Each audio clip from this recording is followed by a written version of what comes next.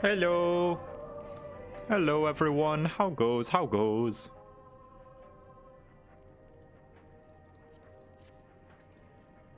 Good morning, evening, afternoon, or other, ladies, gentlemen, and non-binary gentlemen. Happy Wednesday. We are doing one last Wednesday stream without Necro Hunt since it is the holidays and all the players are currently busy with their holiday stuff, but I'm not. Endwalker Q Savage time? Oh no. See, when I log in this early in the day, Q times are actually normal, believe it or not. Spectral Wall Lizard, thank you for gifting 10 subs.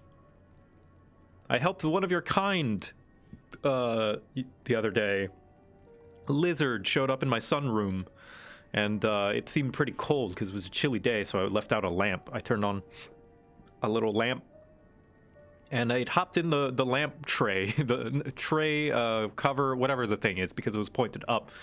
And it came back today, this morning. Echo showed me a little picture that the lizard just lives in my sunroom now, I guess.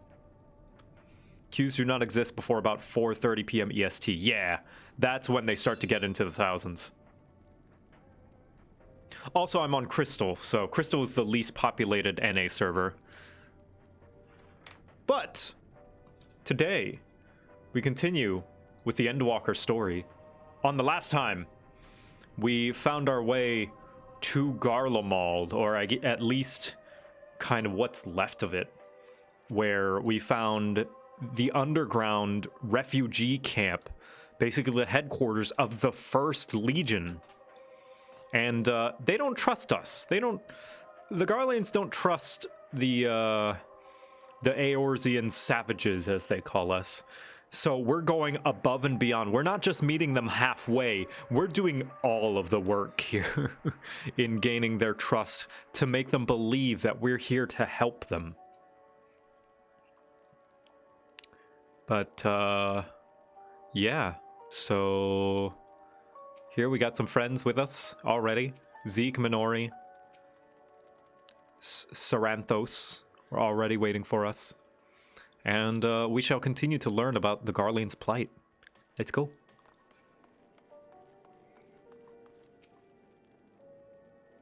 You came with Eulus, didn't you?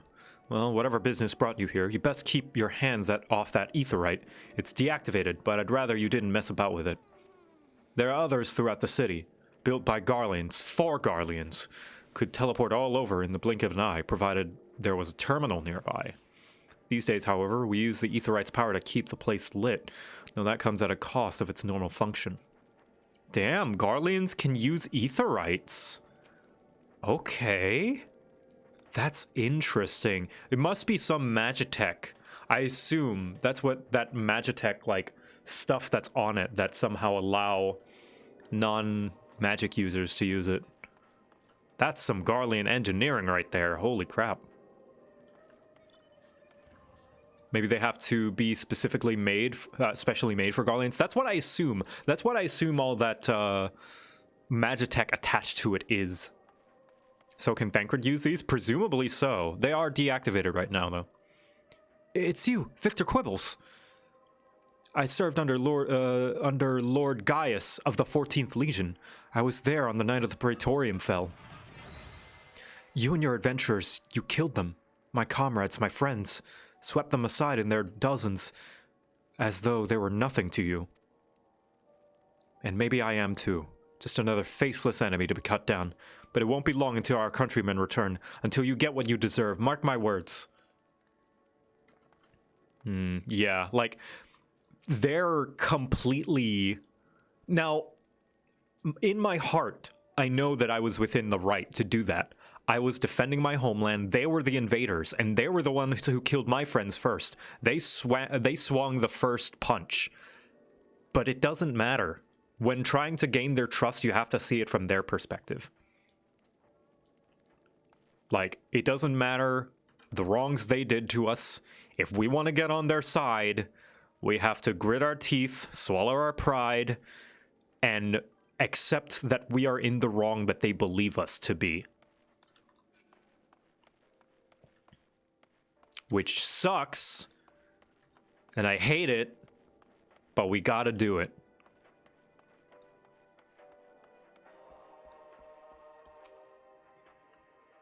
You know who you are, the so-called champion of Eorzea. Come to gloat, have you? I'll wipe that smirk off your face. By the blood of our fallen compatriots, I swear I'll... Damn, tore the sutures. Of all the times, the worst of the lot, within striking distance, and I can't even muster the strength. If it weren't for the thirds bleeding us, we'd be the end of you. Virgilia's treachery nearly cost Lord Quintus his life, but we made our escape, took shelter in a mansion, tended to the wounded as we prepared to strike back, and then... Night fell, and we gathered around the radio. Then the roar, the terrible roar. The capital was in chaos, but we were spared. If you call this a mercy, mind intact but body broken, a soldier in name alone, I'd cut you down where you stand if I could, murderer. Yeah. We are the enemy.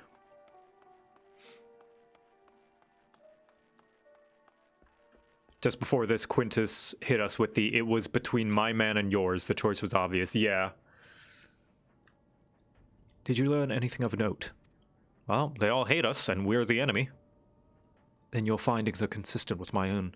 Their plight is desperate indeed. The sick and injured are at great risk. Without warmth and proper nutrition, I fear they will soon perish. I realize there is precious little we can do for them at present, but I cannot bear to see them suffer.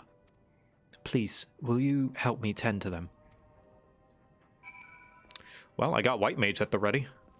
It's a little underleveled, though. It's so cold, and probably hadn't had a proper meal in days. If only we'd brought some food with us, perhaps I could use a little magic to... No, I mustn't. God, this is so frustrating. Food, you say? Well, I have just the thing. And there it is. Let's see, I can make us, how much does this make? 3? I can make us 300 boiled eggs? No? Okay.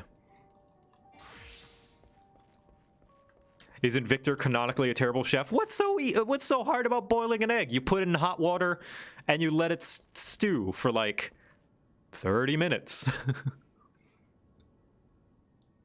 It's got protein. Who's there? My eyes, I can't see all that well. Thank you. The numbness has subsided a little. But I know I won't last much longer. You should look for the others who can still fight. Give them my ration. If me going hungry means someone else lives to see another day, so be it. At least I can still serve in that way. To the point, it's more a brick. Listen, overboiling an egg is really hard. Trust me, I know. For those you met, those you met fare no better. I was afraid you would say that. I know we were warned against meddling with their affairs, but we can't leave them like this. Perhaps we might gain permission to have the contingent deliver supplies. Quintus may have had his feelings on the matter quite clear, but even we must recognize that they are not in the position to refuse help. Maybe Solus could persuade him, though we'd need to persuade Solus first.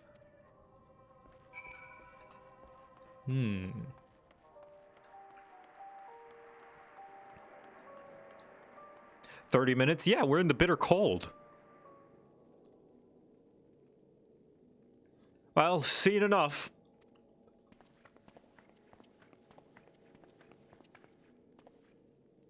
Solus, the people here have barely enough food and fuel to survive.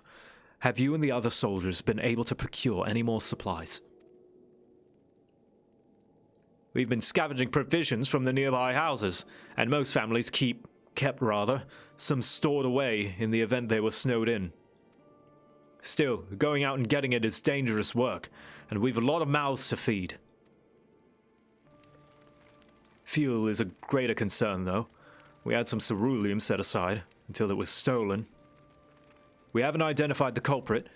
Could have been the other refugees, or one of the afflicted for all we know. Either way, we've downed the last dregs. Without the heating they need, those in poor health are only going to get worse instead of better. If it's ceruleum you need, our contingent has secured a ready supply. We can have some sent over. We will not accept your charity. If we can hold a little longer, the situation is sure to change. Aye, everything will change. One of your comrades mentioned something along those lines. Heard something of it, have you? Well, from what I've seen, there's little you can do to interfere, so there's no harm in telling you. One of our scouts spotted a hooded man issuing instructions to the afflicted, or in the bastard's words, loyal servants of the Telophoroi. Then he made his way inside an imperial palace, or what stands in its place. We'd identified the seat of the enemy's power, we realize. Lord Quintus dispatched a messenger to the 10th Legion saying as much, and instructing them to join forces with the provincial legions to prepare for a combined assault on the Telophoroi. Once our allies arrive, your contingent will be sent running for the hills. Then we shall reclaim the capital by our own hand. And how do you intend to survive in the meantime? At this rate, many of your countrymen will perish long before reinforcements reach Garlemald. They need help now. Say the word and we will bring you ceruleum.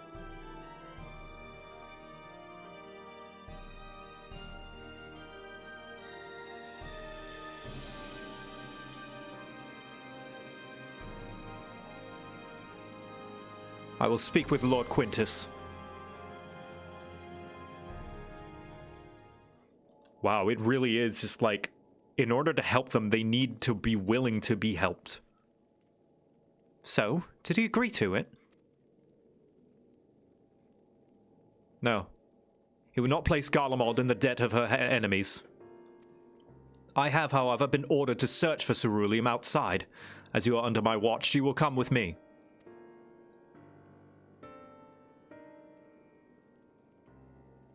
Very well. After all, my hands make light work. You lot are more trouble than you're worth. Once we are outside, you will follow my instructions to the letter. We depart shortly. But what if... Alright. But what if... Hear me out. We bring the ceruleum anyway, leave it outside, and be like, oh man, we so happen to find this ceruleum while scavenging and scouting. We're so good. We're so good at scavenging, you guys. Although this is hardly a solution we had in mind, it will have to suffice for the time being. Without our healing magics, there's little we can do for these people beyond offer words of encouragement. But this way we'll be able to offer them tangible assistance. Ooh, gloves. We will begin our search for ceruleum in Regio Urbanissima. The first location is Forum Soleus, a park in the northwest of this station. You are to remain close at all times and act only as ordered. Follow me.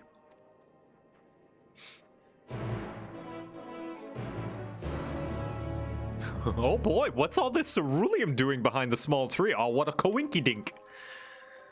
Oh, crazy.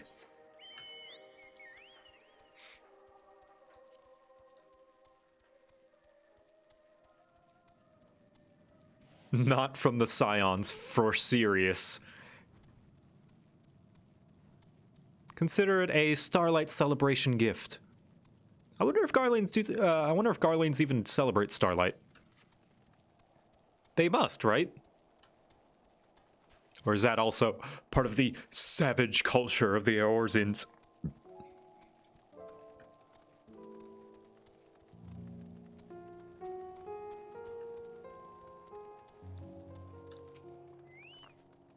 To think this macabre graveyard for War Machina was once a park. This is the place. It's an Ishgardian celebration? Oh, I didn't know that. Really? Huh.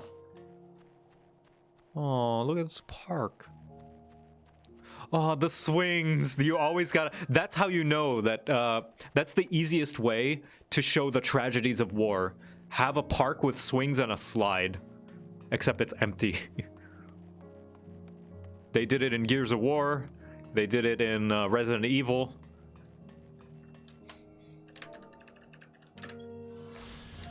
They did it in Half-Life.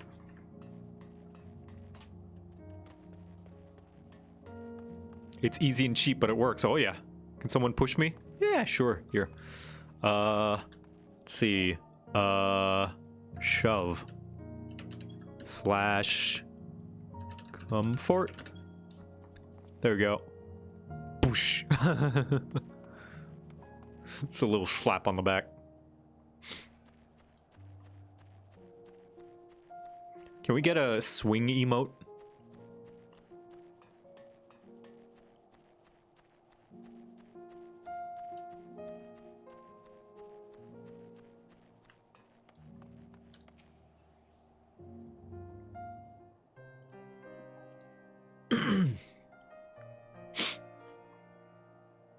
So this is the park. I'm surprised they found space for one amongst all the buildings.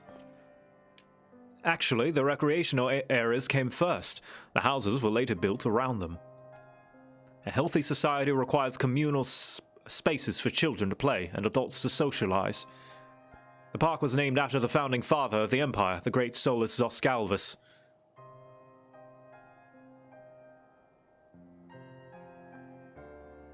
Did we come to extract ceruleum from the wrecked Magitech armor? No, we've already drained it dry. Same goes for the rest of the machina in the vicinity. But as our ceruleum has been stolen, we must scour the city for every last drop. And while I don't expect to find anything here, I've decided to try one more time, in case something has been overlooked. I see. Then with your permission, we will commence the search.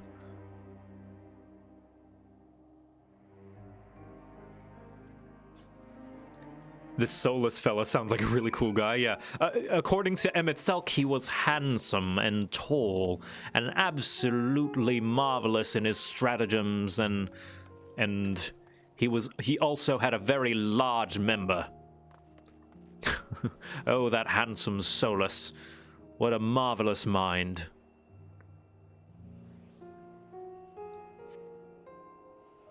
Though rather small by Garlean standards, the structure is reminiscent of a merchant's stall. Perhaps it was built for children to play at shopkeeper. There is nothing inside resembling Magitech or any other device that would be fueled by ceruleum.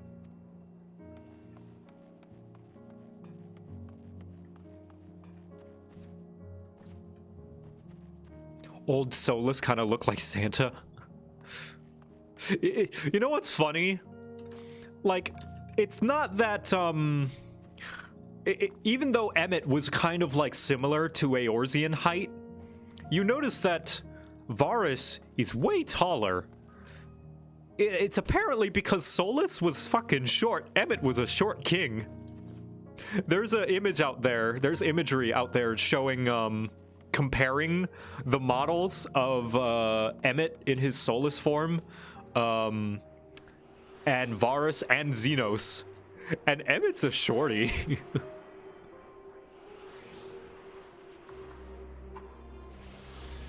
Does that mean he had an Amazon wife? Oh, I wouldn't doubt it.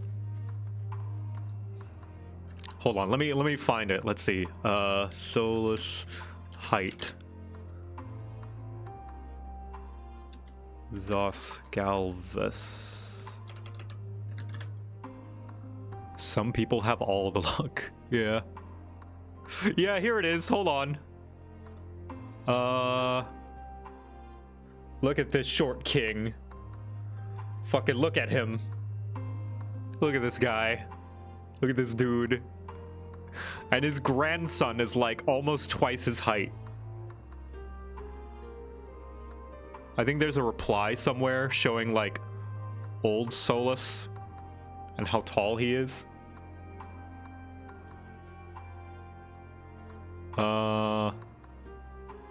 Yeah, there it is. When you look at the proportions and count it by head size, dude, Emmett was fucking short. Oh my gosh. Look at this guy. Oh, I love you, Emmett. I miss you.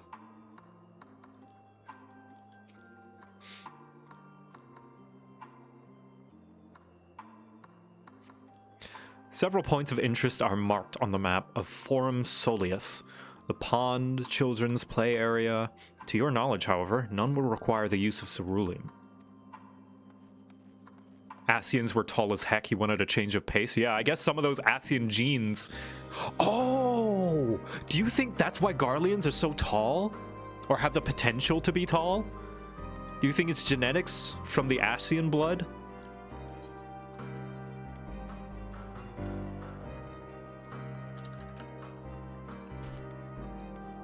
Yeah, maybe.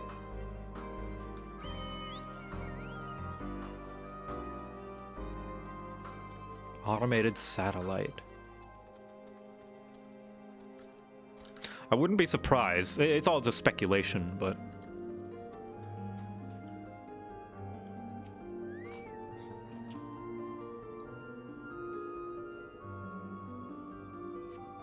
The contraption is built in the style of imperial war machina, armed with a battery of weapons and capable of transforming into different configurations. But on closer inspection, it appears to be no more than a children's slide. What kind of devious machina is that? It's a slide.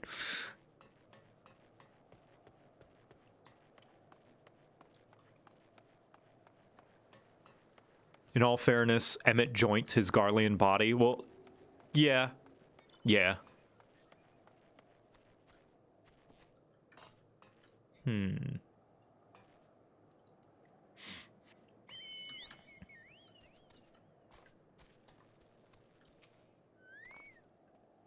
Ooh. I don't imagine there would be much need for Magitech in parks of all places. But then again, I wasn't raised in Garlemald. I may have uses for ceruleum that I've yet to consider.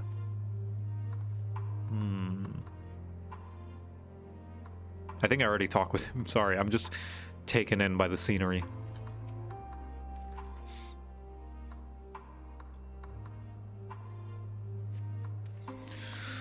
A cursory inspection of the wrecked Magitech armor confirms that fuel canisters have long since been drained of ceruleum, as Euless said.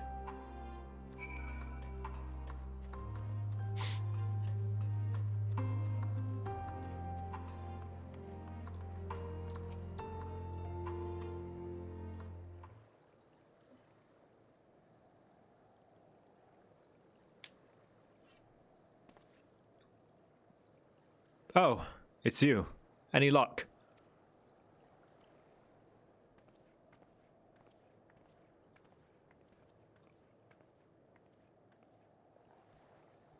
There's no sign of any ceruleum. Hardly surprising, but disappointing nonetheless. I couldn't help but notice you gazing at the pond. Is something the matter? What? Yes. No, It's just, I used to bring my brother and sister here to play. The pond was heated to stop it from freezing over, so like all the other children, they had to wade in and splash out. Would have stayed here if I didn't drag them out. We'd be sopping wet, and when all was said and done, every time.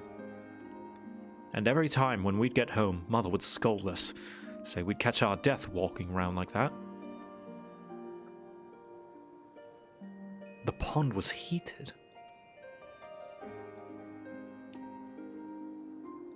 With a ceruleum-powered heater, by chance? I suppose it must have been. Come to think of it, I remember seeing engineers changing out the tanks beneath the hatch. But that was a long time ago, and the water still flows clear and wasn't this brackish muck. We can't see a thing, and I can't remember where the hatch might be. With the machinery most likely broken, the amount of filth in there is probably the only reason it hasn't frozen over. And wager it's still unbearably cold, though.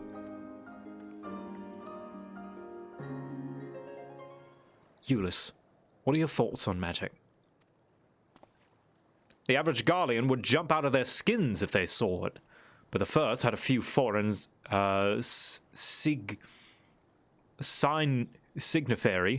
and medici. God, they just call it a medic, please, so it doesn't scare me. Then I take it you won't mind if I employ a little a little now. Alphino, as you have a knack for finding dry wood, why don't you bring me some? Once that's done, a blast of fire should do the trick. Leave it to me.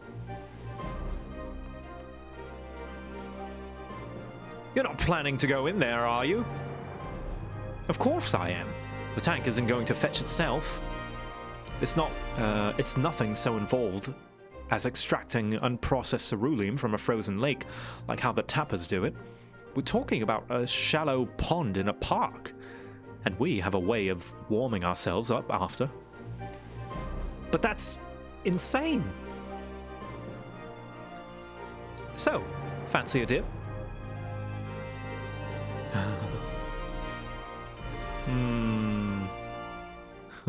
Step aside while I drink the pond dry. That way, we'll find it in no time.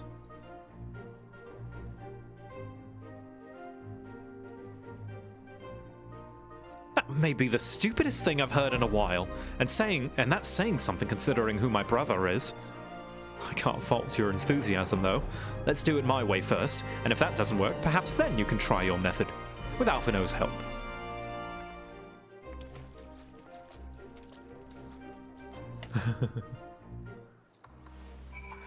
All right. I just wanted to do some enthusiasm, you know?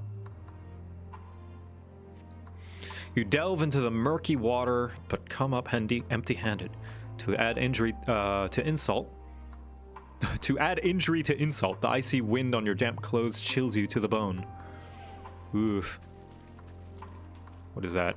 Oh, that's nothing! 2,000 damage? I'm a tank. You delve into the murky water, but come up empty-handed. Yep. Alright.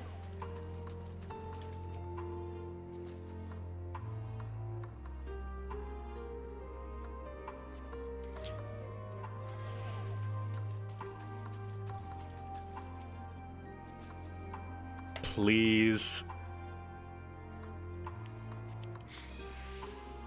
Some of the monsters in Quintus do more damage.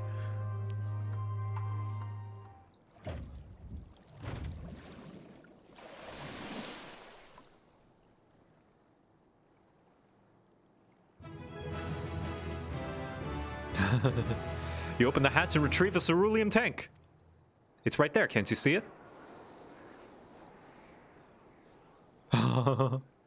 However, your grand discovery comes at a great personal cost, as you become acutely aware of the freezing cold and a rancid odor emanating from every ilm of your body. Solus will doubtless feel compelled to pinch his nose shut when you deliver him your prize. Only mild hypothermia. Thank you. Much appreciate the, diagnosis. Did you find anything? I hope you did. Wait, hold on. Alize, how you doing? You found it. There must be another one around here somewhere. Aww.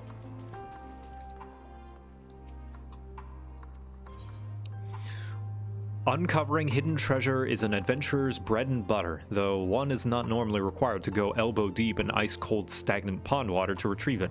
Nevertheless, many would choose that over mowing down hordes of slavering beasts or solving annoying puzzles.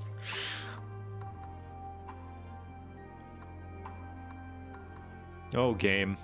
That's it. And there's still some ceruleum left. The fire's still not ready. Hold on, I'll give Alphino a hand.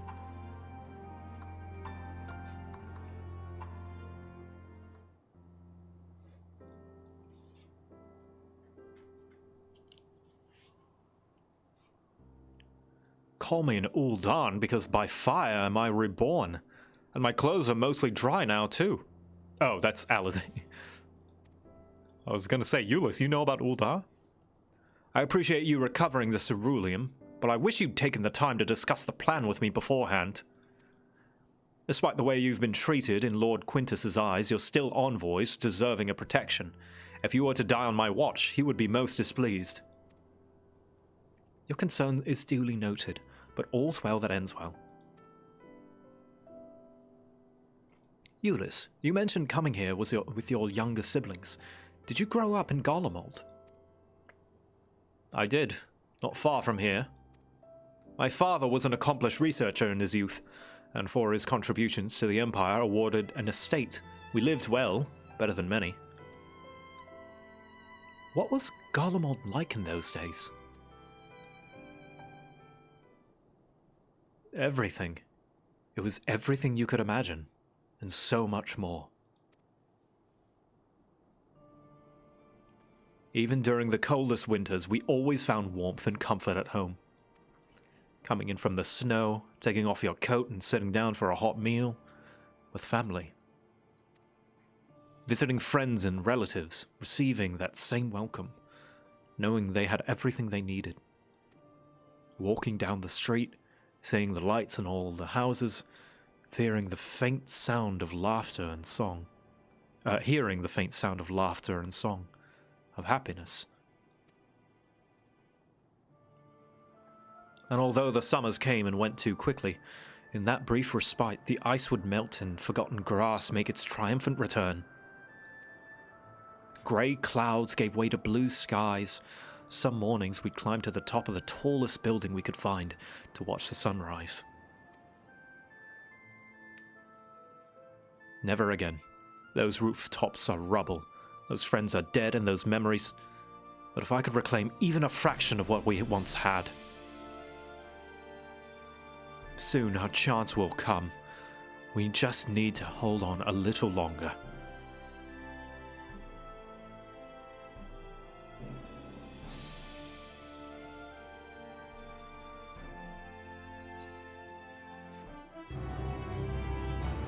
They are determined. They are an extremely proud and determined people, I'll give them that.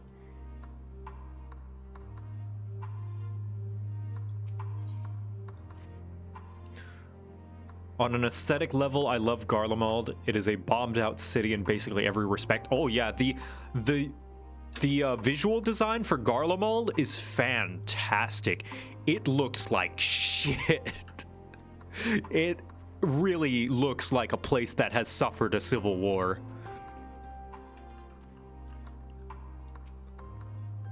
Well, at least my clothes are finally dry. They could still do with a proper wash. Owing the wealth of experience I've accrued in gathering firewood, I was even able to provide Ulysses with some basic pointers on the subject. I thought it might help with further build a rapport, and to distract him from his other concerns.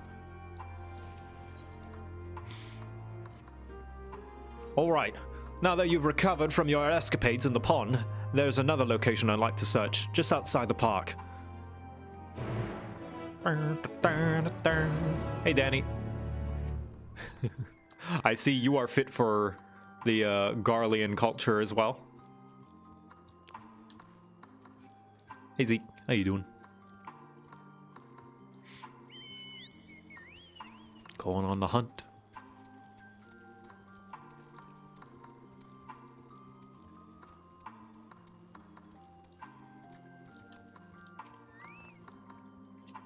Everything was built on an enormous scale, and with thick, cleanly cut stone, much like armor rot. Given what we know, such similarities are no coincidence. Oh yeah. Oh, that's one thing I never got to say during my my Shadowbringers. I mentioned it a little bit, but during my Shadowbringers New Game Plus, one really thing that might be me over-analyzing, and the curtains might just be blue, but I really like that Amarot looks very familiar to us as players, because it looks like a modern-day city. And I think that might be like us remembering our old lives as Azim, you know? Or rather, our unsundered, like, reincarnated soul as Azim. Or Azim. I'm gonna say Azim. The fact that it looks so familiar to us is like, I've never been here, but it looks so familiar. I like that. I like that. I feel as though That's my headcanon anyway, that it looks familiar to us because of, you know, thinking back on our previous life as Asm. The War Machina appears to be patrolling the area of its own volition. I wonder whether it's simply following its original orders, or if it now serves the Telophoroi. As you can see, this place is littered with remnants of various types of War Machina. While my comrades and I have already recovered the tanks from the less damaged units, those that took more of a severe beating are harder to scavenge. We decided to save those for another time, that time being now. Rather than prise them apart piece by piece, it would be quicker to remove the outer casing using compact explosives. With luck, we'll gain the access to the tank without rupturing them. Though the force generated by these devices is relatively weak, I would advise you stand clear to avoid being hit by any shrapnel. Before even bothering, though, you should check the Machina's ceruleum gauge to see if there's any left. It should still provide an accurate reading even when the unit itself is inactive. If the gauge is broken, I'll let you decide whether to use an explosive or not. Should you need more, come to me.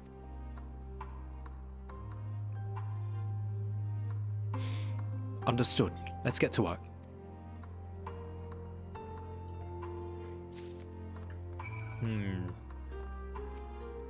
According to the ceruleum gauge, this unit's fuel tank is empty. Nah.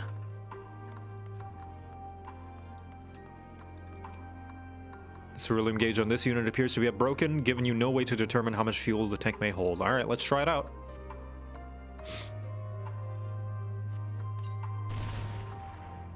After successfully removing the War Machina's outer casings to retrieve the ceruleum tank, you find it to be completely empty. Well, was worth a shot. Hello.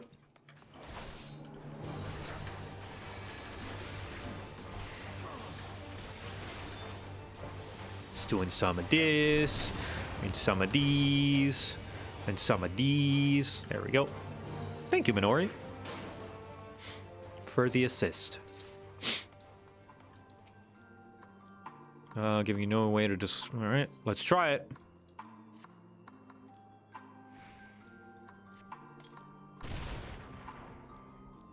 Empty. Okay. Well. Useless!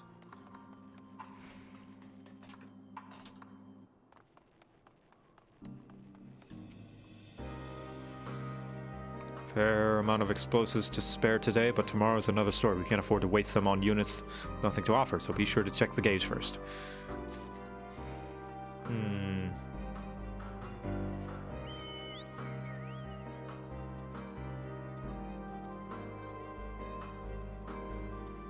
What's my opinion on the summoner changes? I have none, because I never played summoner before, and I am scared to try it now. Well, I'm sure, apparently it's easier. Broken. Apparently it's a little easier, but not lacking in depth. It's still half full, or half empty, depending on one's perspective. Either way, Solus will surely be pleased at your discovery. Sweet. Yeah, I have yet to bother with any of the buttons yet. So maybe, I don't know, maybe sometime I'll try. Also, this is my summoner glam. I finally put together a summoner glam. What do you guys think? Cool, huh? Showing some leg. But yeah, I need to try it out. Yeah, I haven't even changed any of the buttons. I haven't even finished all the summoner quests. So yeah, I don't even have all of the skills unlocked because I didn't do all the summoner quests.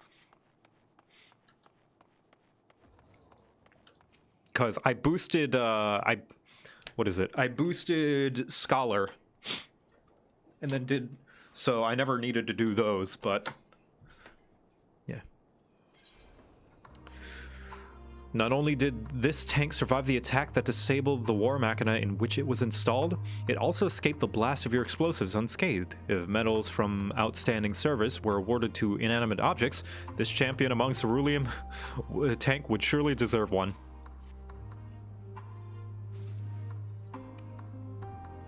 You've done it again. Truly, luck is on your side. With this, we should be able to refuel quite a few of our heaters. It's time we headed back. While they're, wait here while I go and see how Alizé and Alphino are faring.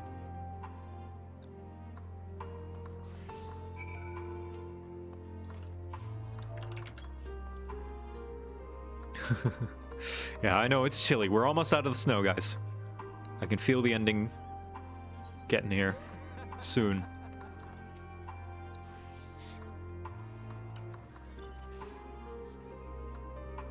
But yeah, this will basically be the first time I've played Summoner, so, because I don't really know old Summoner, because I played it like once or twice. Never enough to really get in the swing of it.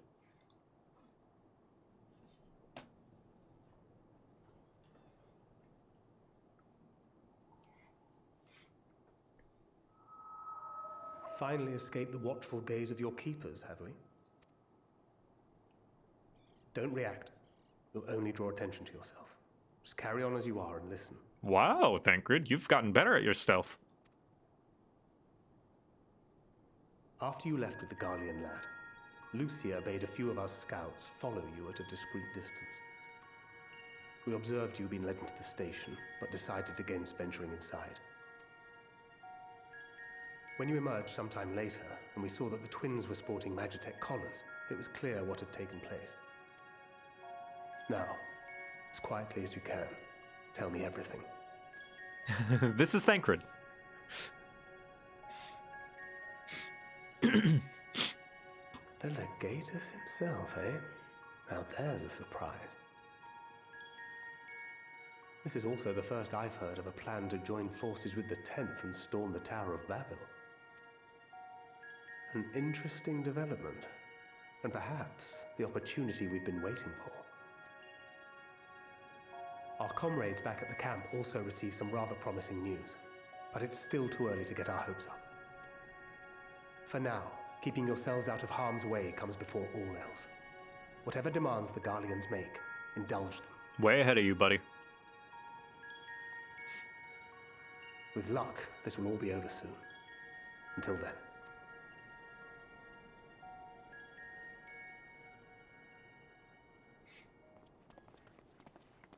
They had not gone far. We searched high and low, but no luck, I'm afraid. I might have guessed you'd be the only one to find anything.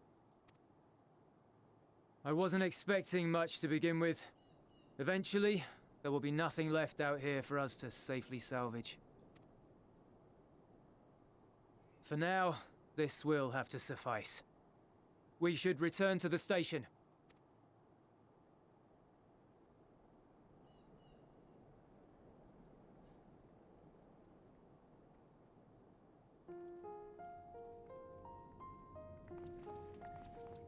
Ah, there you are. Heard you'd gone hunting for ceruleum above ground. Brought back a king's ransom? Hardly. But thanks to these three, we have enough to last a little while longer. Well, well. It's not at all as I was expecting, these ones. For savages, they seem positively docile.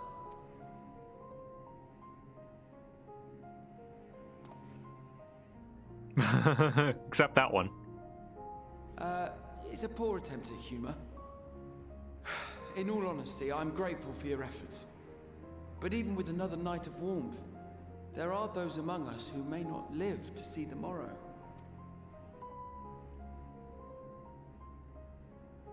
I trust your expedition was fruitful. Lord Quintus!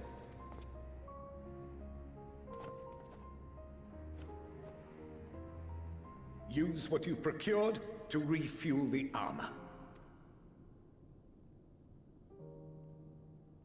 But, sir, what about the heaters for the camp?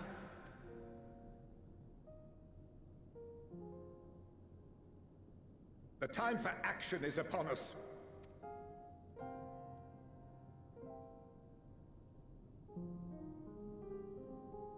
My men and I have matters to discuss. In the meantime, you are to wait here. Do not forget, you are being watched.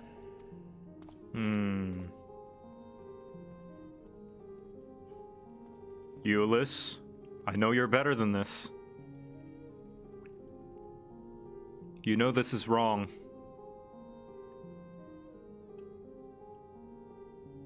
time for action. What did he mean by that? They're gonna try and take back the capital. I can only speculate. Clearly something requiring their magitech, given what we just heard.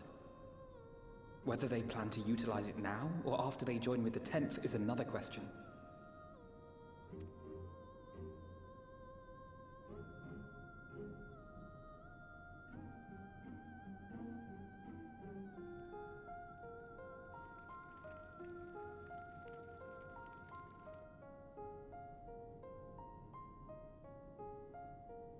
Will they ever escape this cult?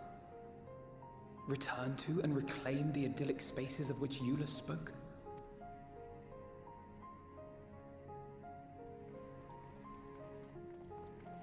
I mean, maybe. They seem determined. Finished your war, Council?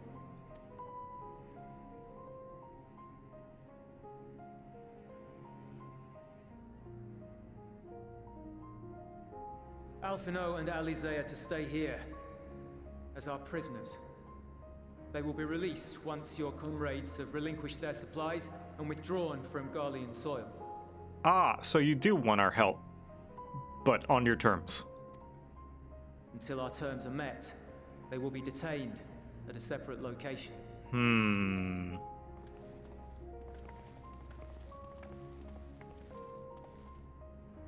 After everything we've said and done, this is how you treat us. Our allies have but limited supplies. They may stave off cold and starvation for a short while, but what then?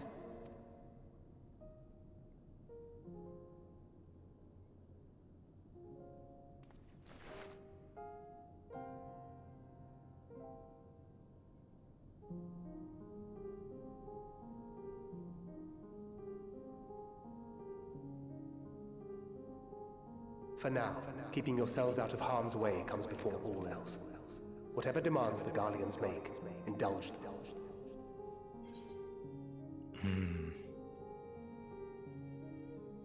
Everything will be all right. Have faith.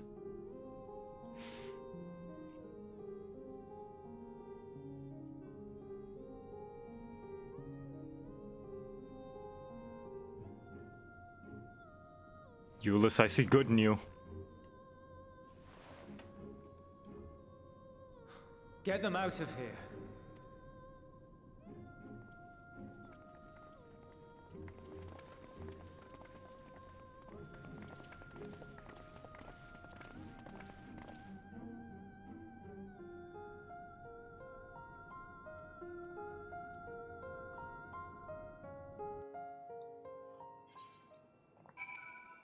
Oh, come on, Eulus. I believe in you. I believe in you.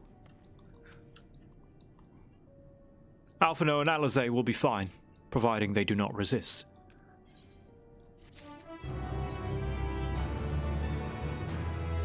You will accompany me back to your camp, where I will meet your leader and present Lord Quintus's demands. Before we depart, however, there is something I would ask of you. Assuming your contingent complies, the supplies they surrender will need to be transported here. That task falls to the legionaries, Marcellinus and Octavia, who will be piloting Magitech armor to your headquarters. You are to inform them that we are leaving shortly. Tell them to ask the Isle for further details, in those words. Once you've seen to that, meet me by the exit. Ask the Isle. Or is it Iyul?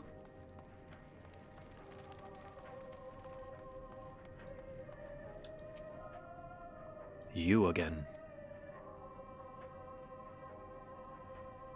Ask the Isle, he said. I think it's like eel? Okay. So, that's to be the way of it after all this. How ironic that you should be the one to deliver the news. If those are my orders, then so be it, for the glory of Garlemald.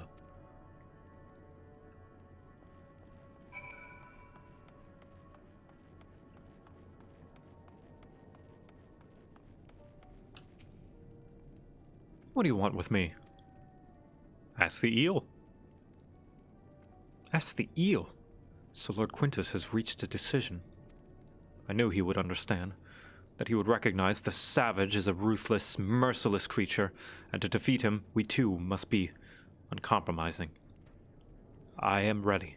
In the name of Emperor Varus, for the glory of Garlemald, I will fulfill my duty.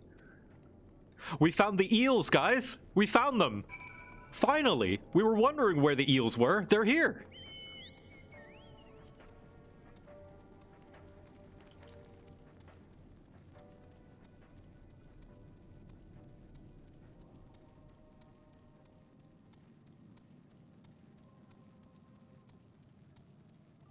Where were the eels? They're in 6.0.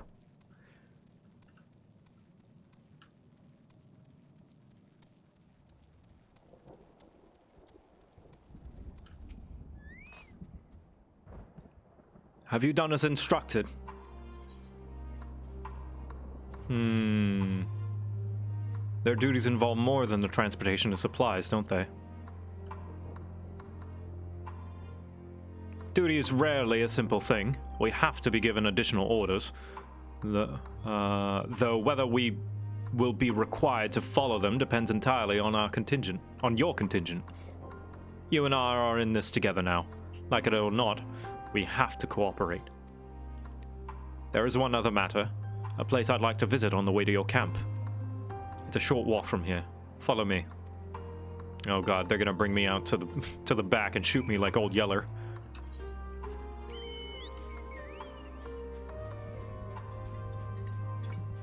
I just know it.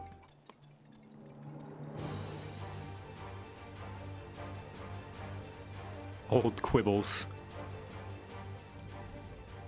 Yep, they're taking me to an open remote location. They're definitely gonna shoot me.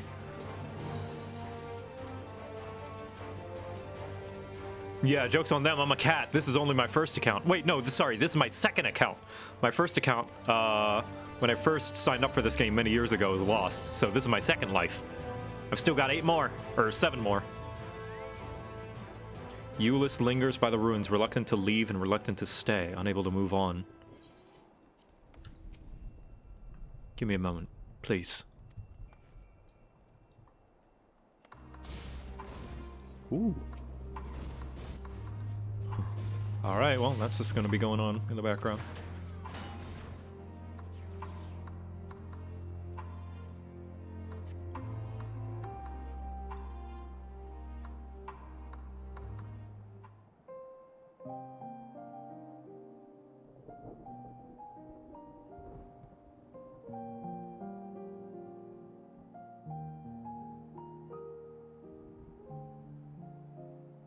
This is my home. Our home. At least it was until that night.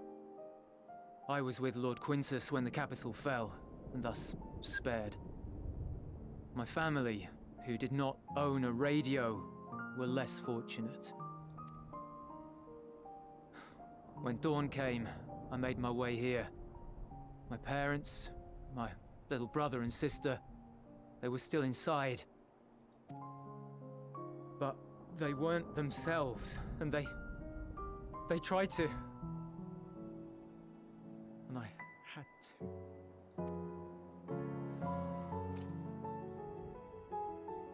I'd promised to take them away from the capital that very morning, to somewhere safe, to hide until the fighting stopped. I promised.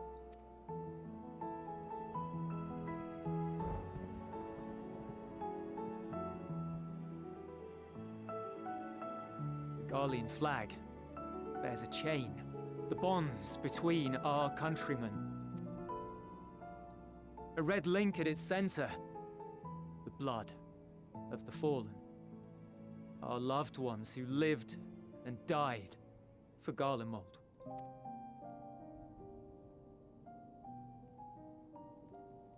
But if she too fell, who would be left to remember them and their sacrifice? What enduring proof would there be that they were ever here? If we had turned to your gods, would they have saved us?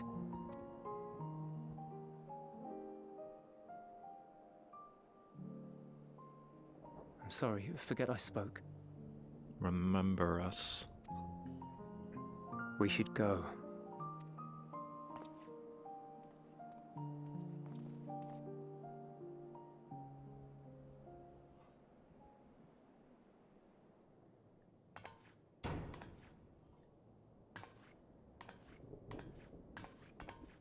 It's no use. Believe me, I do not enjoy being here any more than you. But he wanted us to play along, so that is what we will do.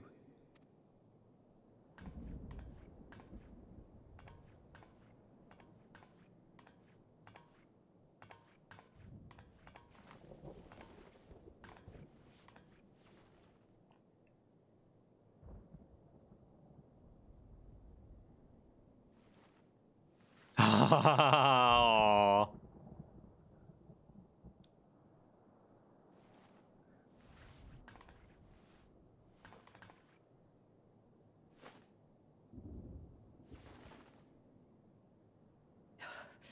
It's so cold. Painfully so. Unbearably. I've been thinking about what Quintus said. About why no one would accept Garlean rule. Irreconcilable differences. When coexistence isn't an option, only conquest remains. Varus at Gimlet said much the same. Only by uniting the world beneath a single standard would we rid ourselves of the Ascians. United as one people. One race cleansed of imperfections. A cold and unforgiving vision. And when we fail to live up to their standards, what place is there for us in their world? But the truly sad, truly frustrating thing is how damnably similar it all is to the lofty ideals of Father and the Forum. Non-intervention. Always non-intervention. Protect our knowledge and our people, and to hells with the rest of you. And yet, I can see how it happened. Varus and Father looked to their elders for guidance and took their virtues as their own. But for this world was of their making. In who else could they place their trust? All of us lost in a sea of chaos. Searching desperately for purpose and meaning. But it shouldn't just be an extension of another's. It has to be ours. It has to be. Oh, that's such a great callback to the Binding Coils. The individuality that Alisaie has learned from then. Learning to fight for something you believe in, not for something somebody else does. We all have a stake in this world. No one should be silenced. I won't deny that we lack the experience of people such as Father or Quintus. Perhaps they've come to see the world as a series of problems, and the most efficient way of solving them, to reduce everything to fundamental forms. A stone is a stone, a cloud, a flower, no more than that. Simple descriptions that strip the subject of distinguishing characteristics. A man is a man, divided according to race, creed, or allegiance, and to some, defined by such associations. Black and white. Is that what you think? In my misbegotten youth. But what I believed wisdom was no more than aggressive ignorance. I've since learned to look beyond the banners and the politics. To see people as individuals with their own hopes and dreams. Dashes of As gray. for my dream of building a better world, well, every day I'm reminded that it is far more complex than I had ever imagined. But it only spurs me onward, to find the wisdom and the strength to see it through to the very end.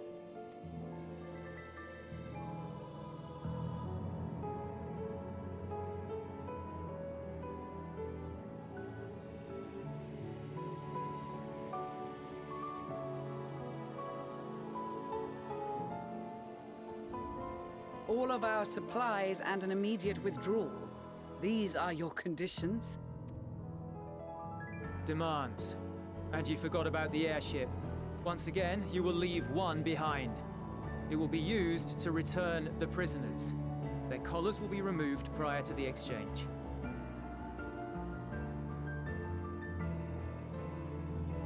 So in the end, not even Father's expertly worded rhetoric could deter you from your chosen course.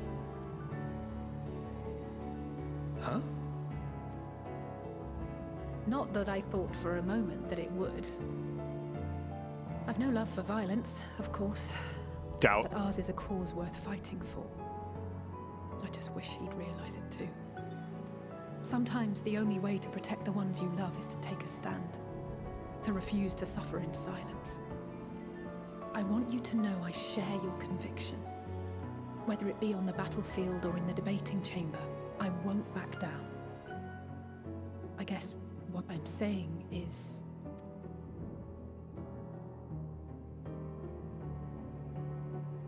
You've found your own reason to fight. Yes. Yes, I have. God's willing, there will come a day when we can finally lay down our arms, and there will be peace. Aww. But not until the Telophoroi have been defeated once and for all. And you, brother, will have a vital part to play. By your words and deeds, you'll lead the way. I pray I am up to the task. Stop death flags! Stop! Stop the death flags! This cutscene makes me so goddamn nervous. Those who think us fools for even trying. It's easy for learned elites to criticize earnest efforts and assert their moral superiority, all without offering alternatives. This cutscene is...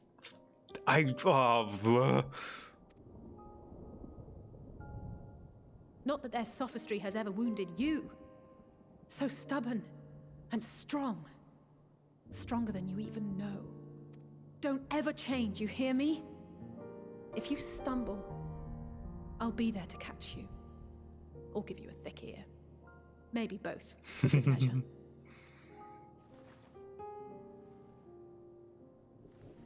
Thank you, Alice.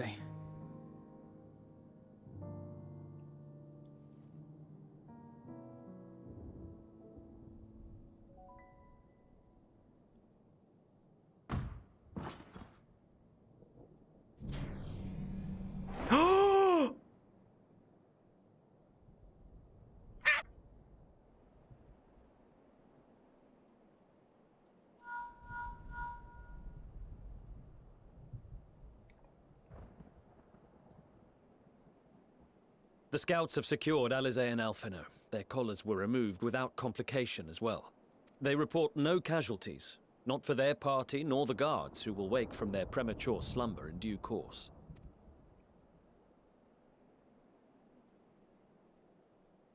It would appear the situation has changed. Oh my god! Thancred, yes! I propose new terms. We have information that will be of great interest to Lord Quintus, and I wish to speak with him in person. Lucia playing 8D chess, 5,000 IQ! You're gonna get our help whether you like it or not! No. In the event you rejected our first proposal, we came prepared with a second.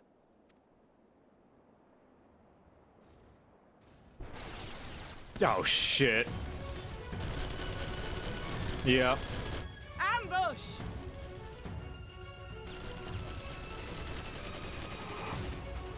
More are coming! Make ready!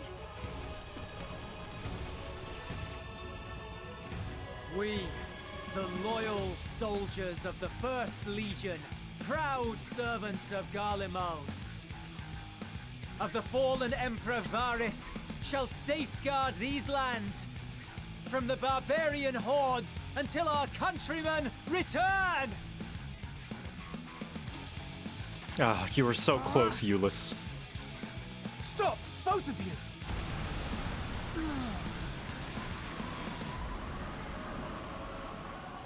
Ooh. The power of the elementals. This child may be the worst emissary I have ever seen.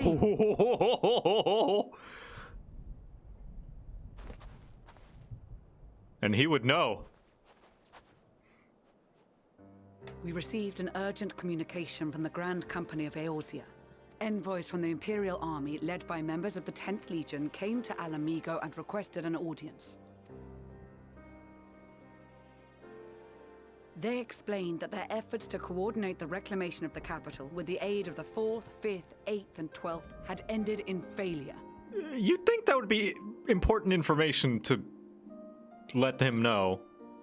I don't know, maybe she didn't get the chance. Communication between most legions has broken down entirely. Most of the 10th's conscripts have deserted, leaving their forces severely depleted. That is why, unable to continue the fight on their own, they and their allies turned to the Grand Company of Eorzea for aid. Lies. Every word. It is the truth, and I have not finished. The 10th has requested that we deliver a message to Lord Quintus. Have the ill stand down. Oh. You have been listening, my lord? What are your orders?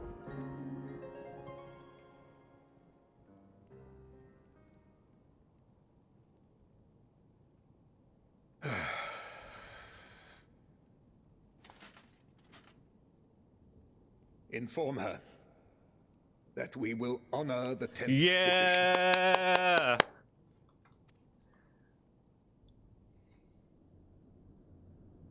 Bereft of hope, and now dignity. Oh, shut up.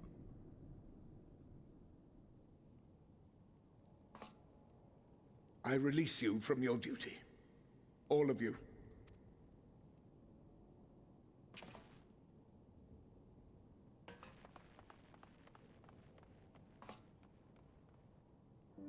I take solace, your radiance, in the knowledge you are not here to witness our debasement. Accepting help is not weakness, you bitch. 'Twas a grand, glorious dream we shared. Of a world united, of peace and prosperity.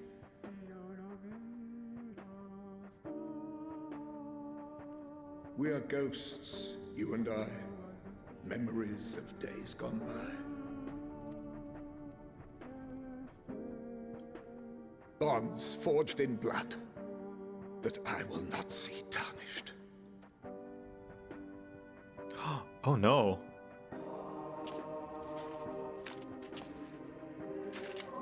Really? No way.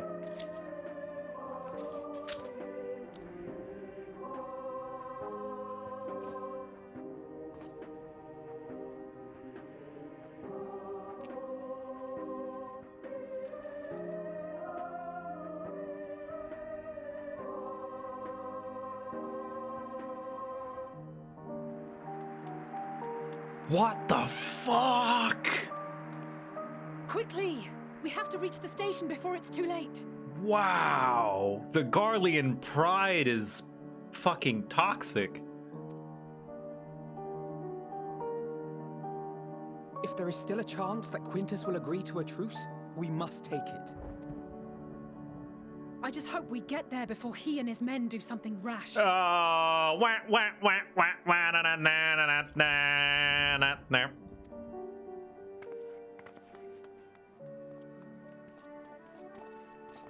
There he is.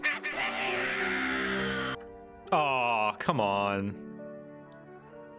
Fuck, dude.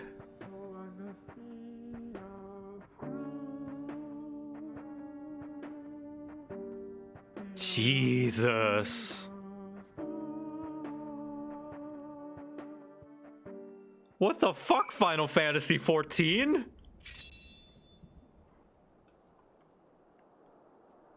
Oh my god!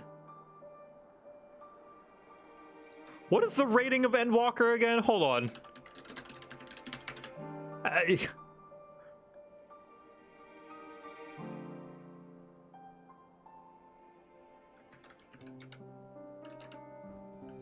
Fucking Peggy 16? I guess that's, yeah. You know, yeah. I think that tracks. Jesus, though. God. We'll make no attempt to resist. They see accepting peace as defeat. Fuck. Thank goodness the 10th Legion decided to sue for peace when they did. We have been spared more senseless bloodshed, which is the last thing anyone, including the First, needs. From their perspective, though, the promise of reinforcements was their last hope, and now they have no choice but to capitulate to the invaders. But we will provide them all that is not lost, and we yet stand a chance of casting out the Telophoroi. I'm a little son. I peed and pooed my pants. It was a grave error not to post sentries farther from the camp. Had we seen the Garleans sooner, we could have slain them long before the truce was called. They engaged us of their own free will, and deserve to die a warrior's death. Even so, I have not forgotten why we are here, and I will stay my hand, for now. When the Imperials charged upon us, we were able to avoid any serious injuries on either side. In truth, most of the Garleans were in no condition to fight. Sunken eyes, hollow cheeks. It must have been a long time since they had a decent meal. I'm sure they will be much more amenable to conversation with food in their bellies. I've just returned from guarding the airships, and now I've got an eye on the captured Imperials. Maybe a bit of chit-chat will help lighten the mood. Lise knows a thing or two about chit-chat. Alright, Lucia, way to go! Well played. Much and more has occurred since last we met. As for for determining what comes next, we must speak with Lord Quintus. Ooh, boy. Before we proceed, tell me what you know of the First Legion and the disposition of their forces.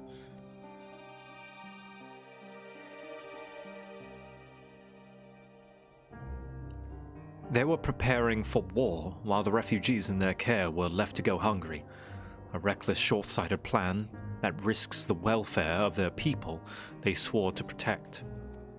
Nevertheless, we cannot compel them to accept our aid. If we were to arrive in force with the intent to do so, we would only incite panic, but perhaps they can be persuaded to follow one of their own. Go with Solus back to the station and have him lead the refugees here. Some may be unwilling or unable to leave, but for the time being, I'll take what I can get.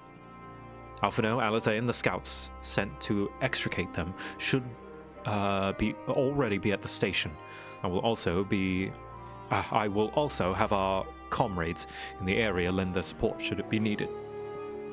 Understood.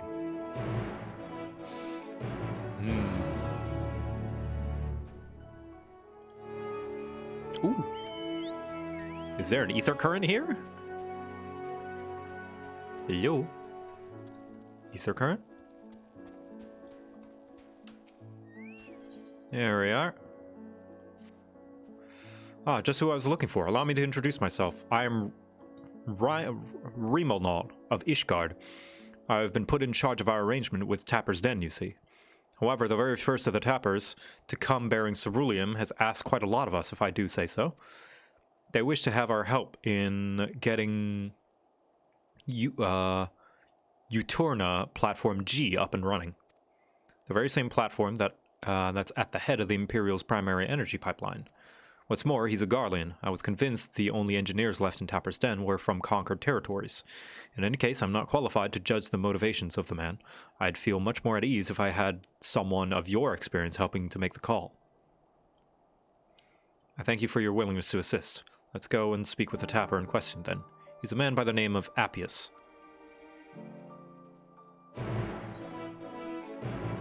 Alright. Now, this has got a banner, so I presume this is a longer quest line. I'm only going to do the first one for the whatchama, who's it? Oh, Rocker Hulan, thank you. So you brought enough Archon Loaf for the contingent in the Garleans, right?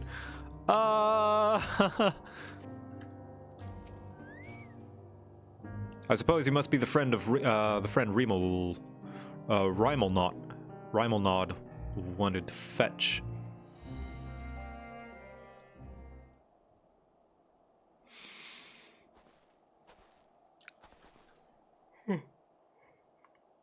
You have my thanks for getting him to agree to my proposal. Do not misunderstand. I have yet to agree to any such thing. I merely wanted someone else present during our talk. Very well, though I do believe my proffered deal would be a boon to us and the Ilsabard contingent alike. I used to work for Uterna Platform G, you see, so I know more than most about the facility and its operations. That may be so, but your relation to the facility notwithstanding, why should a Garland such as yourself still be taking refuge in Tapper's Den? We've been led to believe that the former workers residing there were from other territories. You're right on the technicality. I was a supervisor rather than your typical staff. When the platform went down, it only seemed right that I stay with my crew. I always thought that we were close, but living alongside them in Tapper's Den has made me realize that I took them and their skill for granted, and that's to say nothing of the blind eye I turned to their struggles. That's why I came to you. It's high time I be of some real use to them, and everyone else if we're lucky. If we manage to get the platform back in working order, it'll dramatically increase our capacity to pump and refine ceruleum for everyone in the region. Sadly, we're more than a few hands short of full workforce, not to mention the lack of supplies. Which is precisely where you come in. Help us get things up and running again, and you'll have your fair share of ceruleum coming out of the rig. You couldn't come up with a more mutually beneficial arrangement if you tried. So he says, what do you think? I'm a little uneasy about this, considering he was the manager of the people he was oppressing. Yes, I've been leaning the same way myself. Ultimately, what he says about the potential benefits is true. Nevertheless, I doubt the higher-ups would assent to this. I suppose this is how it goes when you're dealing with military types. For what it's worth, I do understand the hesitancy to throw your lot in with someone from a hostile nation. Thus, part 2 of my proposal. I shall do you a service to prove myself worthy of the contingent's trust. I had a look around the fringes of your camp here before you arrived, and I've spotted a few ceruleum engines in need of repair. If I fix them up, your superiors would have no reason to suspect that I want to see you driven out. Less reason, in any case. Assisting us with local technology would go a long way, I'd imagine. That said, I've not heard anything about the ceruleum engines we've scavenged breaking down. It's not as if they're entirely useless, yet, but I guarantee they're not running as they should. Give me the opportunity, and I can have them working more efficiently and safely.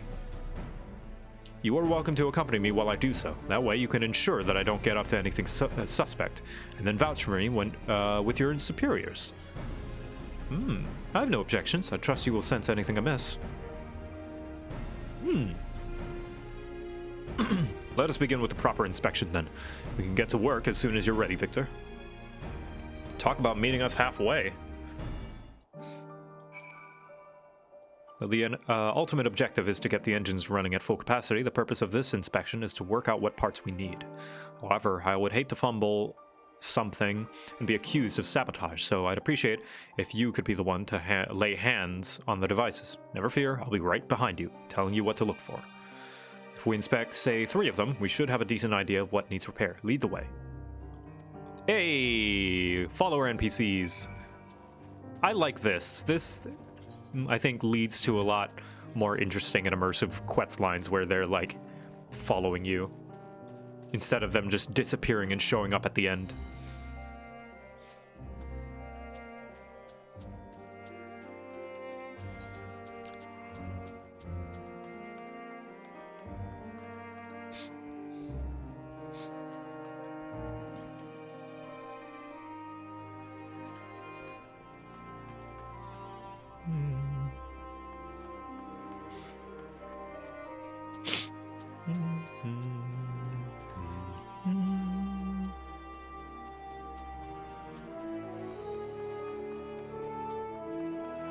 And grapes.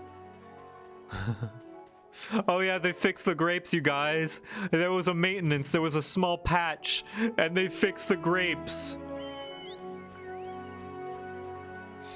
They fixed the box grapes. They're higher poly now. Yeah, they're still bad, but they're curvier now.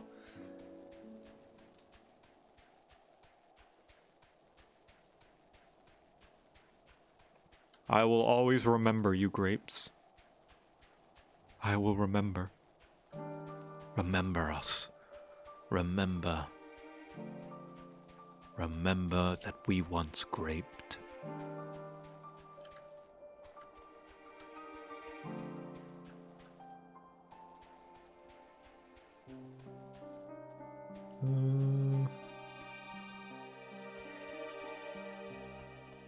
Where is the other one? I can't find the last ceruleum thing.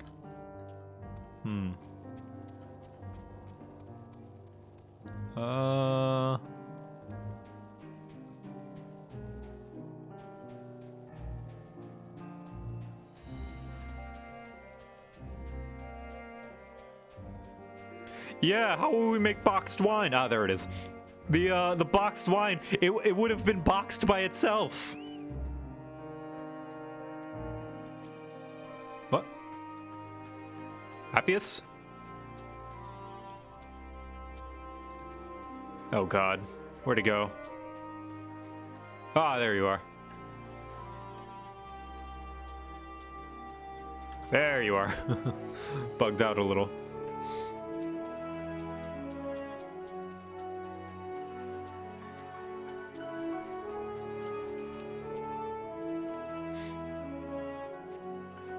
Praise be to your deft hands. I have an idea of what our next step ought to be, though perhaps it would be best to appraise Remoldnod of our progress first.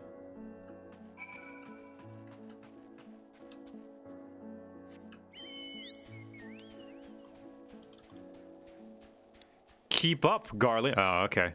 I see. The mount speed is just a little too fast for him.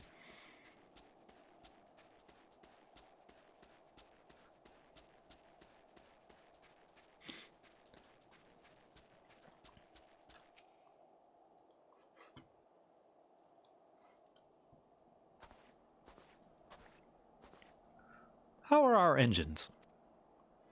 Alas, I fear that each of those we examined are guaranteed to break down sooner or later should you continue using them in their current state. Surely you jest. I swear it on my integrity as an engineer. You are in dire need of instruction in the proper operation of ceruleum engines. You saw that little lamp light up when you touched the switch, correct? That only illuminates when there's an issue with the engine. And were switched off for want of fuel when the settlement was abandoned, no doubt, which prevented them from burning out, only to let them freeze solid instead, ere your lot turned them on. From the state they're in, I can only assume it didn't occur to you to warm them up first. I notice you have heating technology of your own, but it will do you no good should the engines to power them break, now will it? You have nothing to lose and everything to gain from my assistance. I am a machinist from Frozen Climes myself, and what you say sounds plausible enough. Very well. On behalf of the camp, I formally ask you repair the ceruleum engines. I suppose that means I will be taking responsibility if anything goes wrong, so you may as well use your own two hands in this time. That's the spirit. I knew you'd come around. Boyfriends. It's like a more tame Sid and Nero. Alright, so I assume this is going to lead to some kind of, like, crafting. Who's throwing that? Oh, Minori! Yeah, I came prepared! Yeah, I had it ready on my hotbar. Alright, back to find, the Legatus's body. Here we go.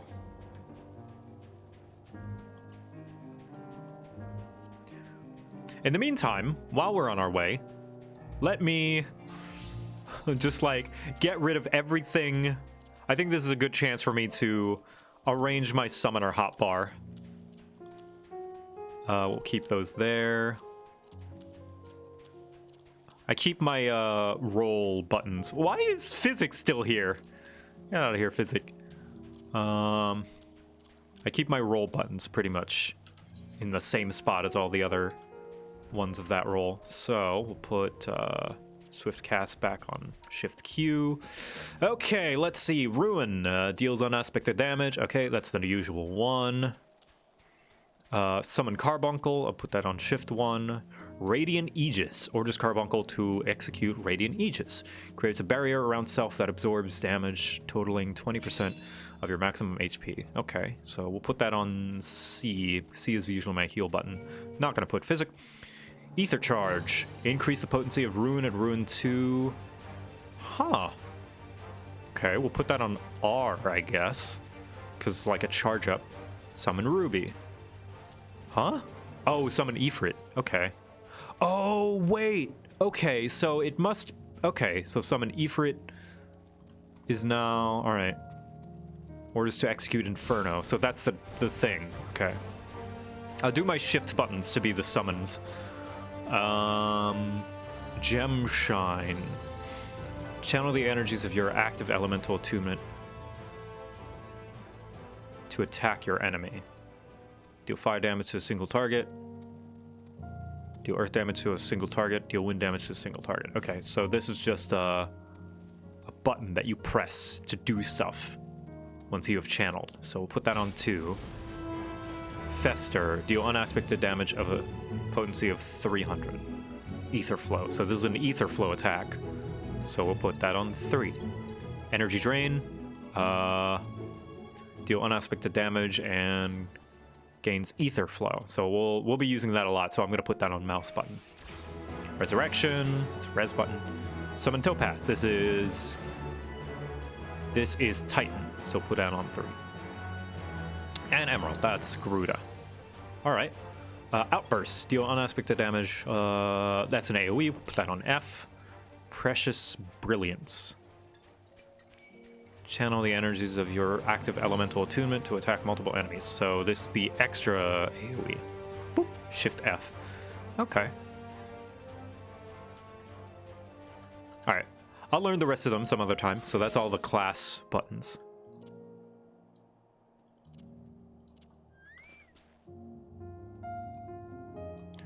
Hello. Hey, Graha! Oh, I did not expect you to arrive so soon. There's been a development. Perhaps you had best see it for yourself. What are you doing back here? Where are Euless and the others? 'Tis a comfort to see thee none the worse for thy recent ordeals.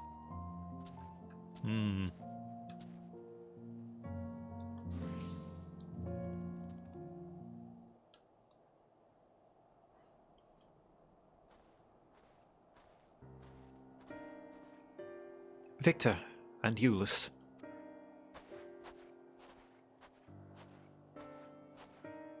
We arrived just before you did, and too late. Too late for what? What's happened?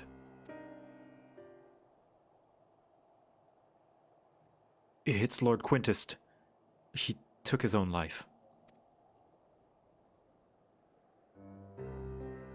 After the news about the 10th, he relieved us of our duties.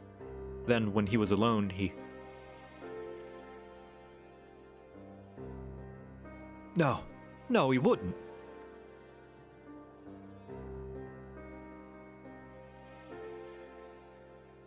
Thancred and the others, assisted by the soldiers, have seen to the remains. In due course shall the legators be afforded a proper burial. He released us from our duty. He wanted us to be free. Free to choose our own fate. Without him to guide us, I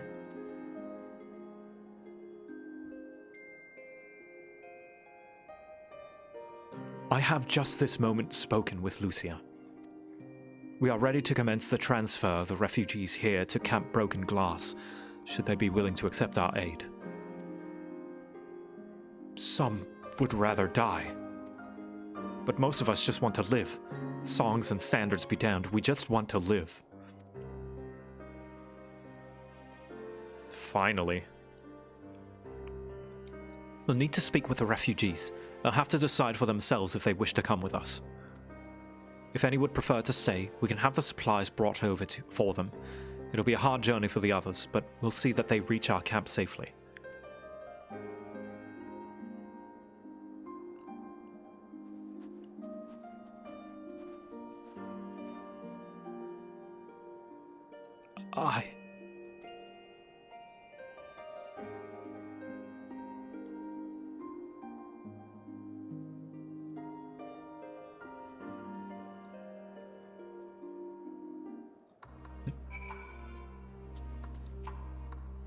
After what happened to his family, the first was all Eulus had left. Now even that's been taken away from him. He's not alone in that either. There's a comfort in having someone to follow, someone to lead. Not that they were in the right, but with how the people of Garlemald treat their leaders, it's no wonder that they decided to conquer the rest of the world, thinking that they would be happy to be subjugated. Because it's all the life that the Garleans ever really knew. Being led.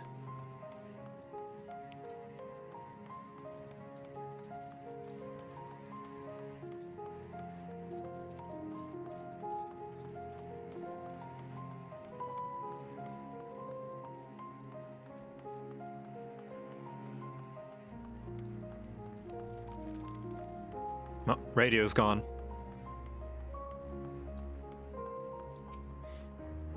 It was only ever a dream, wasn't it? To think we could reclaim it, rebuild it all ourselves. Before this all began, I sent my wife and daughter away to the provinces. If there's a chance I might see them again, I'll take it. So take me. Take me with you, please.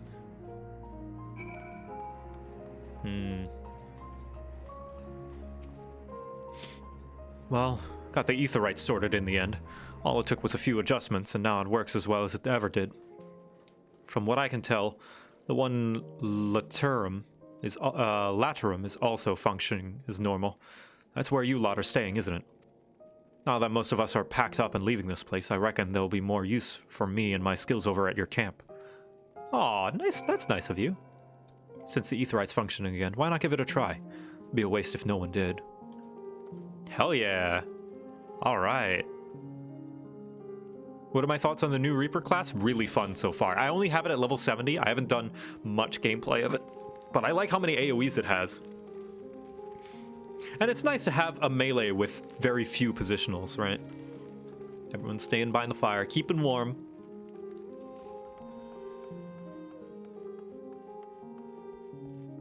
Hey, and now that we're on good terms, they have side quests for us. Everything's going to be alright now.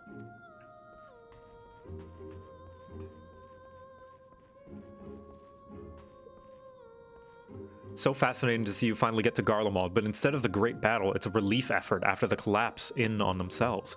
It's a very bold decision that has a lot more to say. And I have so much respect for them that they did this. Yeah, it's like they're kind of playing into the limitations of the game as a strength, because no doubt, like, at some point they must have thought about possibly having, you know, the great and mighty Garlemald and in its full strength and in its prime, but like likely decided to bring the scope down. But I like this more somber tone they've gone with it. They made it work. Ah, it's you.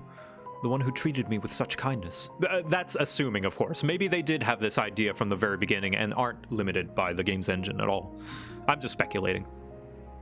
But nevertheless, it is a very cool angle. I heard from the others that you're not from around here. I thought you were one of us. Not that it makes much difference now. Purebloods, migrants, savages. After a while, the words start to lose meaning, until all you're left with is anger and fear and hate, and I'm too tired. If you and yours have come to offer aid, I'd be glad to accept. They did say they changed the story a bit in Shadowbringers. Oh yeah, like, I'm sure the story goes through many revisions before the final version, even during the previous version's expansion, right? Aw, Zeke. Come on, too soon, man. You don't get a res. Why?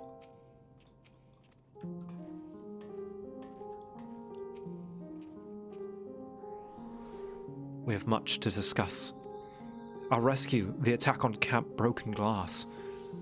What we'd hoped to talk with Quintus. But all of that can wait. More urgent matters demand our attention. Are any of the refugees willing to come to our camp? Thank the 12. Thank the 12. You and I should go and first and secure the route back to Camp Broken Glass. With all the creatures and templates skulking about, I expect we'll have our hands full. Nice coat, Thancred. Headcanon. Thancred is borrowing Victor's coat from when he was a Dark Knight. This should come in handy. Conker's chain, courtesy of our Leminzen friends. I saved it for the tempered, though.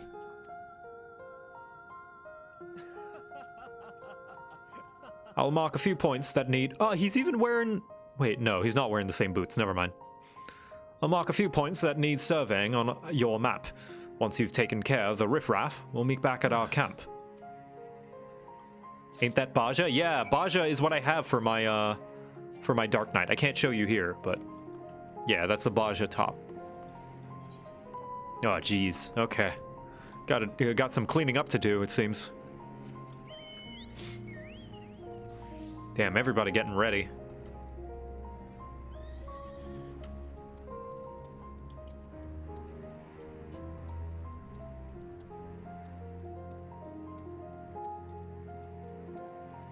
It's a damn fine top. Oh, yeah.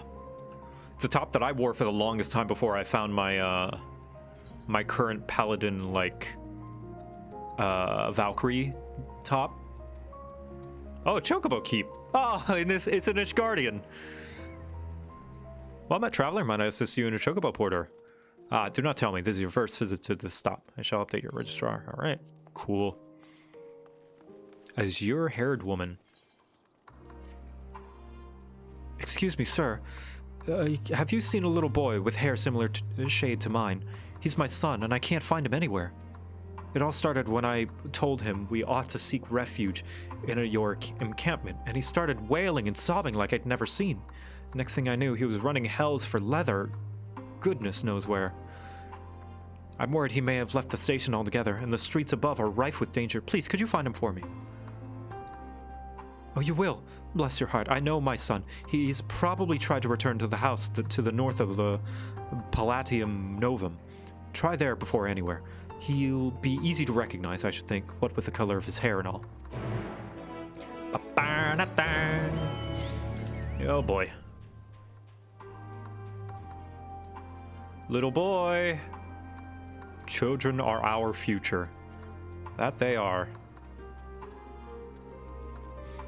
Azure hair. He's the azure haired boy.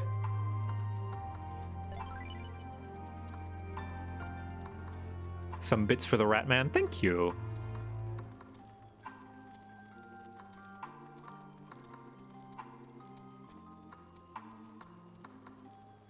Damn. To think this was the great Garlean Empire. Huh. There he is. Hey, what's up? Oh, God. He hasn't noticed me. Cool. Another block street. Oh, who are you? Ah, shit. Mother sent you. Thanks, guys. You killed him before he did his AoE. Awesome. Thank you. Tell her I won't go to the enemy's camp. I'm going home. Nah, jeez. The boy with the sky blue hair has made good on his escape. You had best resume your search for his obstroparious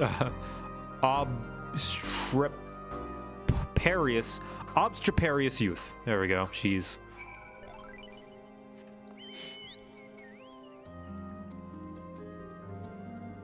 Oh, thank you for the bits.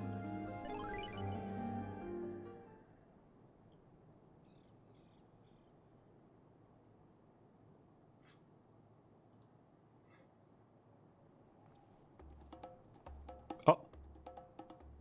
Stop following me.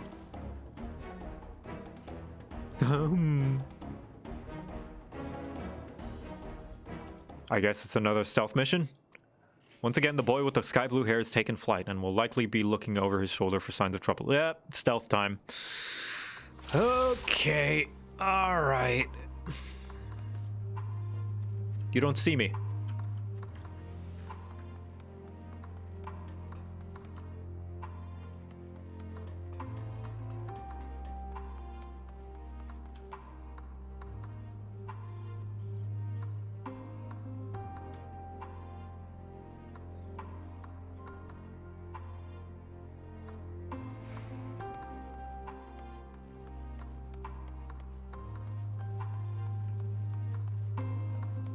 You don't see me, you don't see me.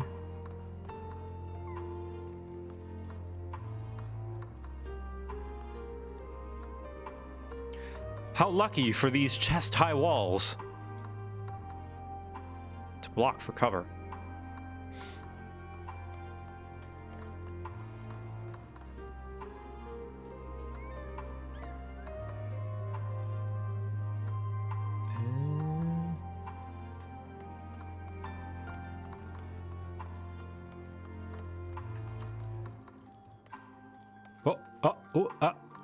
Must have been the wind.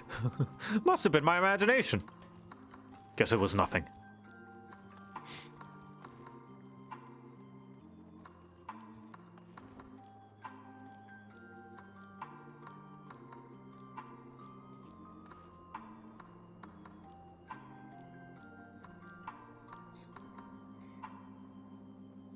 Never should have come here. What instance am I in? Let's see. Instance. I'm in instance 2. Sorry, should have mentioned.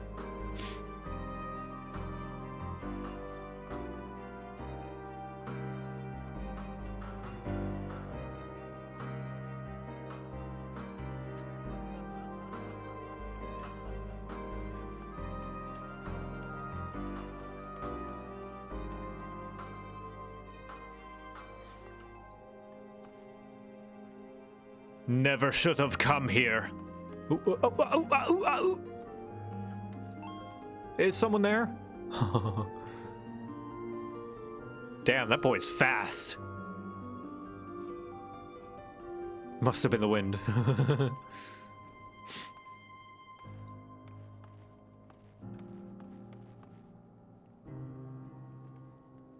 Saranthos, you'll be seen.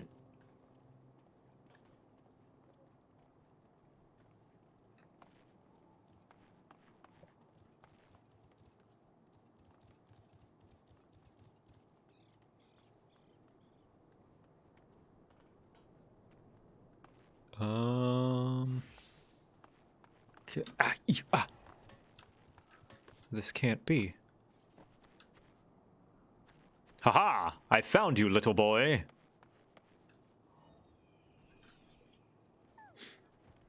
No, our home. It was here, right here.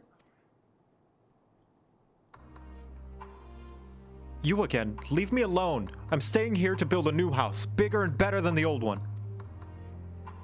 Oh, there he goes again. The child has escaped your grasp yet again. Though this may be construed as a particularly tiresome endeavor, remember that he is only a child and knows no better. You should find him before he comes to harm. Listen, we know this is tedious, but we need this quest to go on for a little bit longer. Oh god, alright. Kid's in trouble.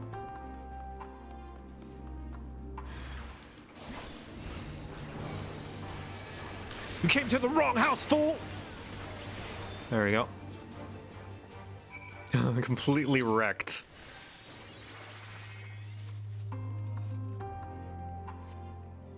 Why do you care so much? We're enemies, remember? Why are you trying to help me?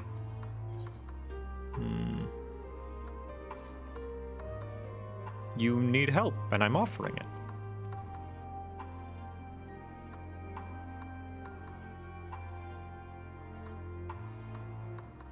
I don't care what you say. We don't need your help. But Mother's worried. I should go back to the station. Aw. Yeah, geez. Alright. Back to the station.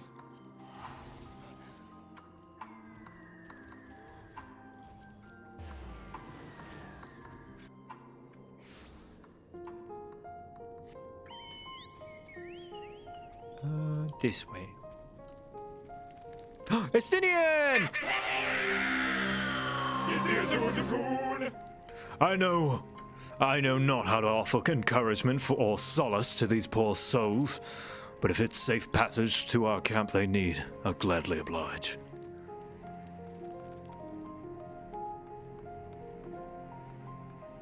Hello, what do you got? Weapons. Yeah, selling us stuff. Yeah, this reskins. Battlecraft gear? Yeah, it's the Shire gear. Okay.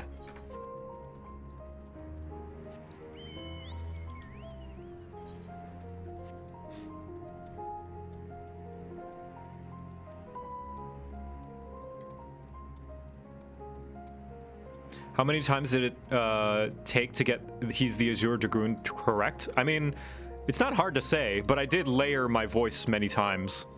I think it's like 4 layers in that.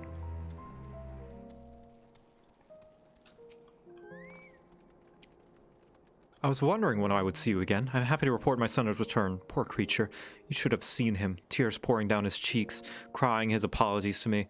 I know that you were the one who found him, though he didn't mention a word of it to me. I almost couldn't believe my ears when he said he wouldn't mind moving to your camp. He was dead against it only hours ago. What could have happened, I wonder? What? He was attacked? By that horrid Magitech, you say. Goodness, that must have been quite a shock for my little man. Thank you for coming to his rescue. There's a salutary lesson to be gained from all of this, though. One that I hope he retains. Do not scorn a proffered hand when one is in need, whether that hand be a friend or foes. At any rate, thank you for finding him. It's not much, but please, I insist. Thank you. All I want is the ether current. Can we hear it again so I can hear the layers? Yeah, here. Yeah, so I think there's 2 of me going, he's the Azure Dragoon, and then there's 1 of me going, he's the Azure Dragoon, and then there's 1 of me going low, he's the Azure Dragoon, kind of like being a bass, he's the Azure Dragoon. Oh, sorry. What's up? Someone want to trade me something? Yeah, 4 layers, pretty sure. Oh! Thank you for the egg. Harmonizing's hard. There's only 1 harmony in there. It's not that much of a harmony if it's saying the same notes.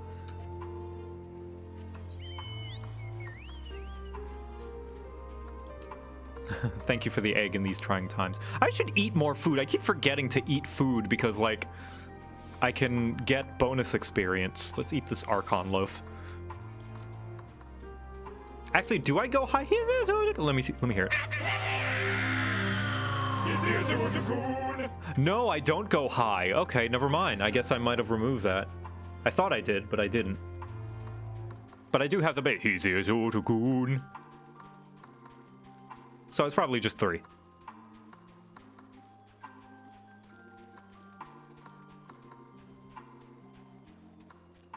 How dare you inflict Archon loaf on Victor? Listen, it's nutritious, and he probably seasoned it. Most likely. Nobody say it.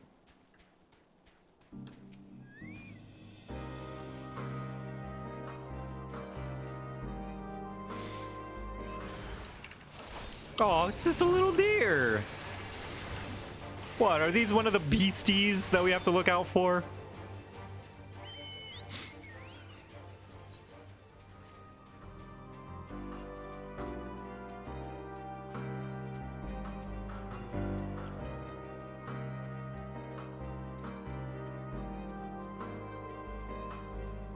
EXP during MSQ isn't a problem in general. Yeah, but still, you know. Just in case if I want to reach max level a little bit higher. Or faster, rather. Alright, Tempered Garlean.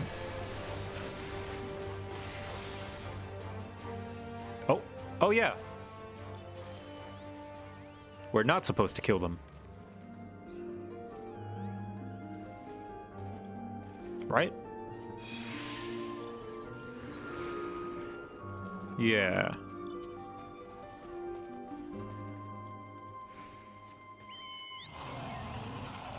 Conqueror's Chain. Ethereally treated chain capable of binding even the wriggliest of opponents. But what about the wiggliest? It's nice that they don't let us accidentally kill them. It's convenient.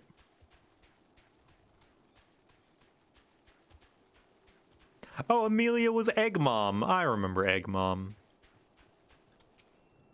I think. Maybe I'm remembering incorrectly.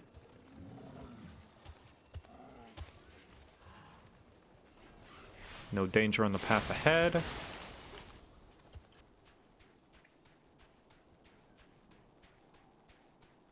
Oh, Amelia is Dark Quibbles. Ah, I see. Gotcha, gotcha. Name change is back online. Awesome. Nice to have you back.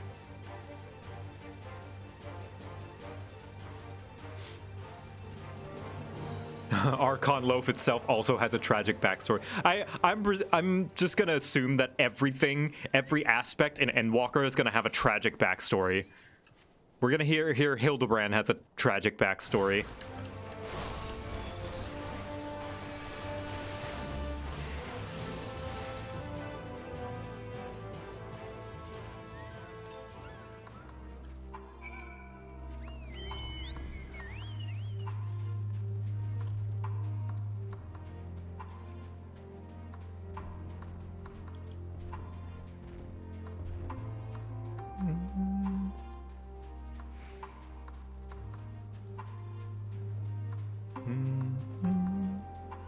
This is Thancred. Ah, there you are. As expected, I ran into a few beasts who went down without much of a fight.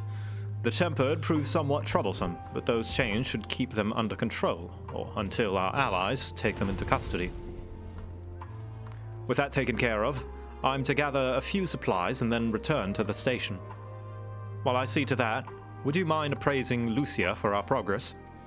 As it happens, I have some rather pertinent information from our recent scouting forays, but I'll save that for later. First things first and all that. Ah, the regalia. Suiting for Garlemald, actually. I'm gonna put that on my bar. For the roads. There we go.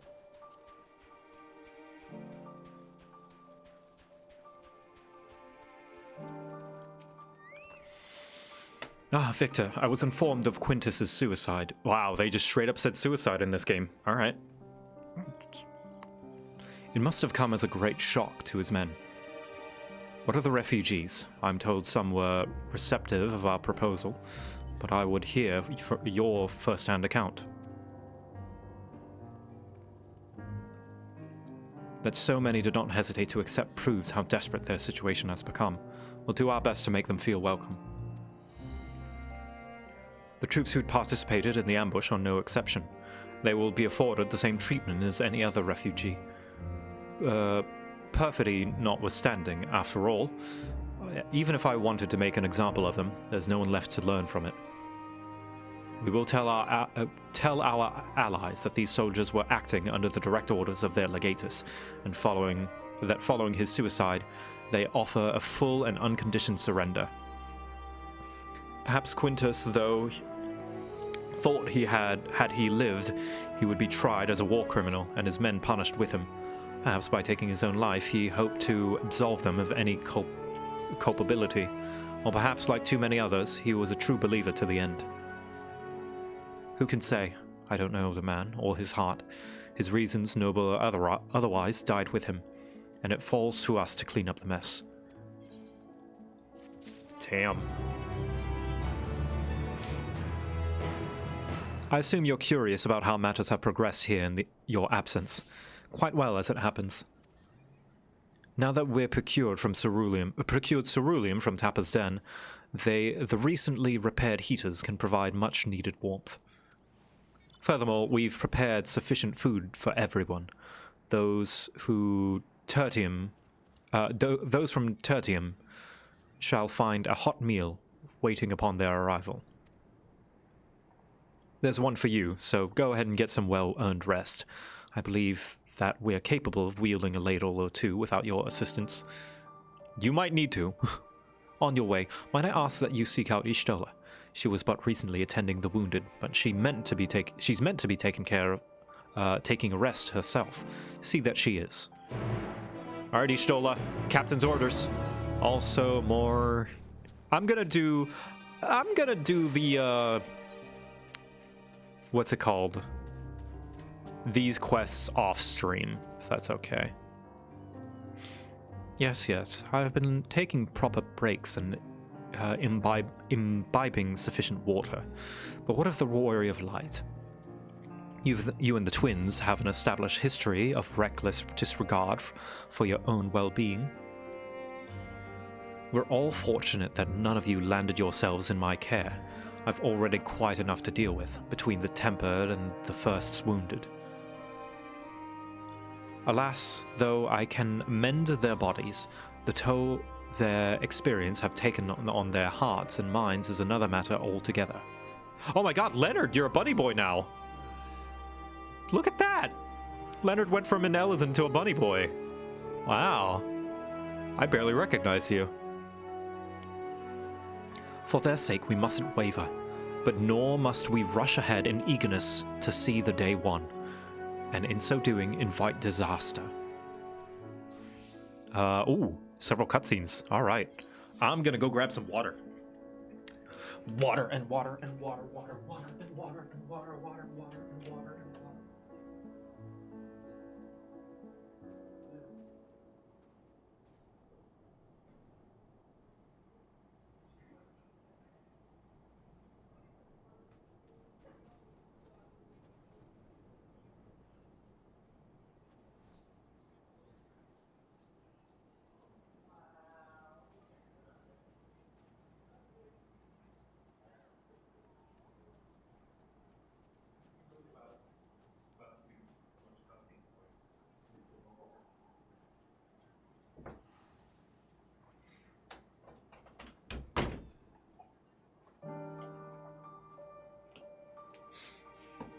I back. Is it time for emote only mode? Mods? I'll leave it at your discretion.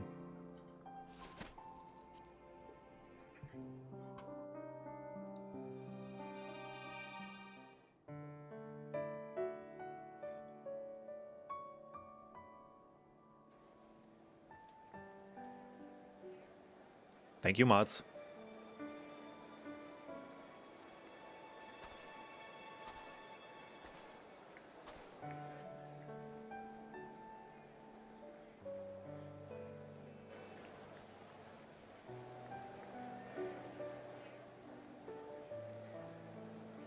Bard! Of course, he's from Gridania.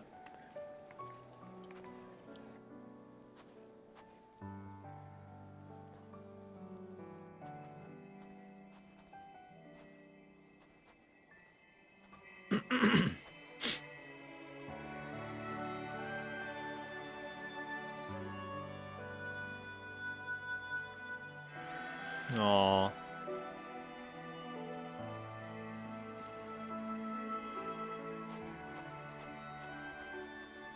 Is that all of them? The last of those who agreed to join us, yes. We left heaters and provisions for those who wish to stay behind. They won't last forever, but hopefully they'll last long enough. For now, I think everyone's earned a rest. We'll see to those in need of medical attention, so take the others with you and get yourselves some hot soup.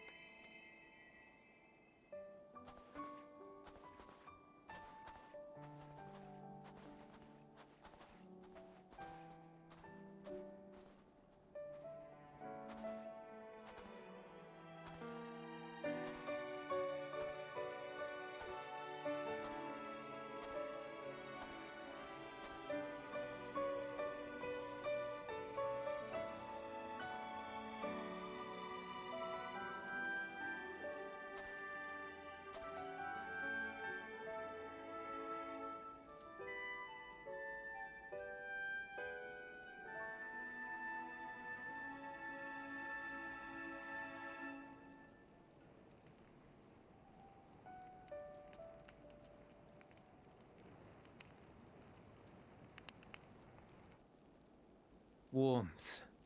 At last. Marvelous, isn't it?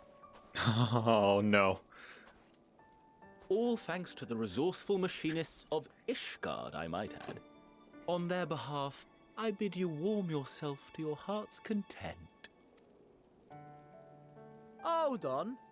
Your people might have scribbled a few things on a piece of parchment, but it was our Leminson Smiths that put the bloody things together.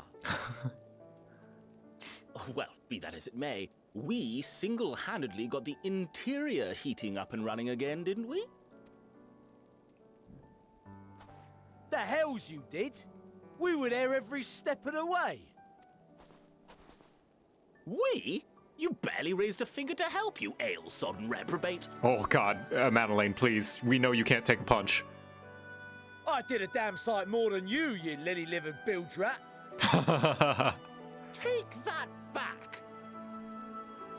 Make me. I will not stoop to your level. Here.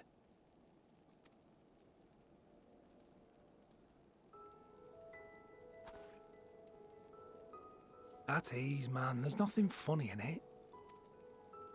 It's an Alamegan.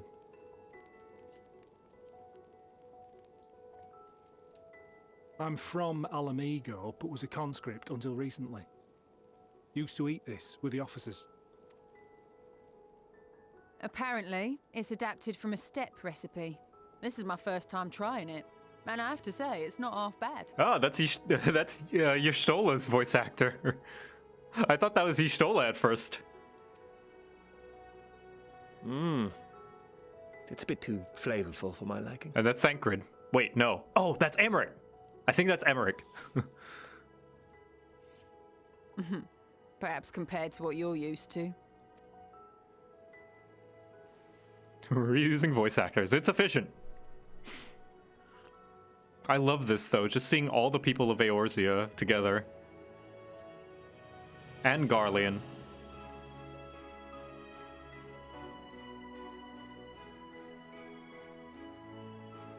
It's the little things that make life worth living, don't you think? Oh. Oh.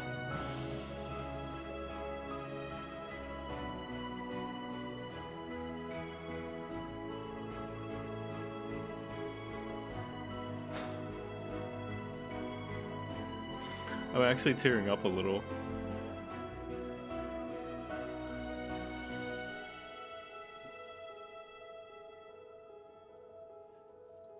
I know this is not a dream, and yet...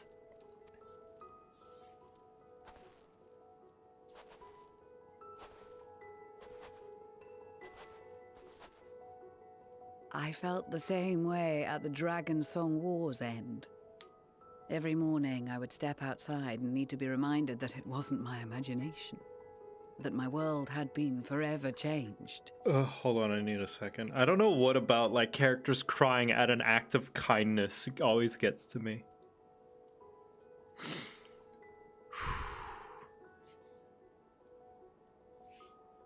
And just as I had grown accustomed to the idea, again you change my world in ways I never thought possible.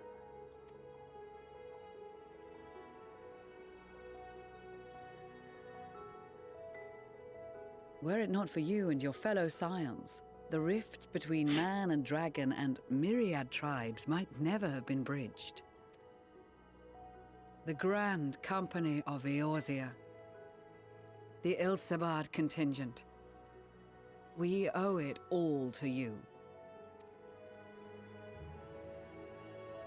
We've shed many tears in recent days, of pain and sorrow, triumph and joy.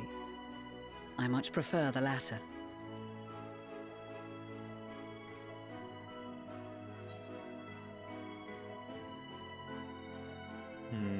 As do I. I'm glad we're getting a moment with Lucia. I'm honored to fight by your side. As an Eorzean and Garlean both, I shall do all in my power to bring my peoples together.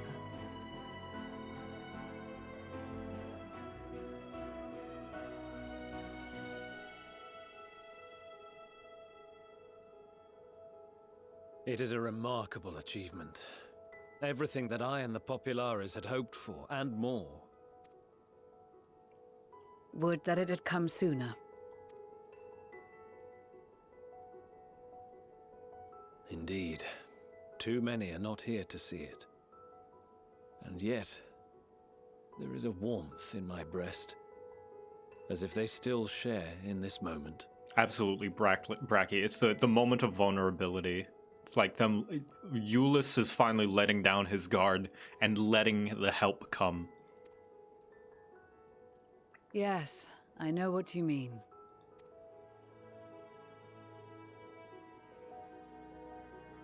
On a night like tonight, the wind and cold seem to pass me by.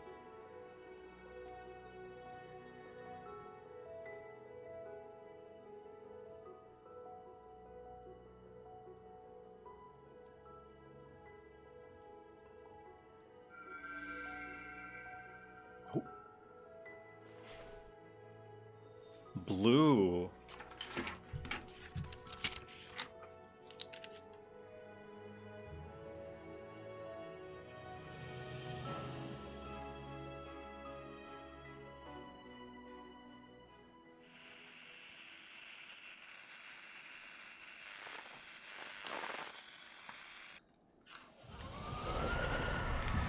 Ah, the roar. I see. The tempering roar.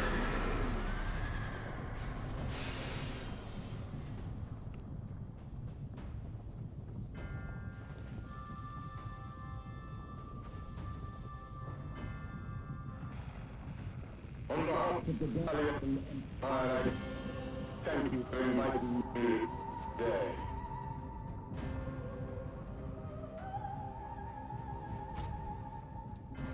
What? Emperor Varus? No, Eulus, no.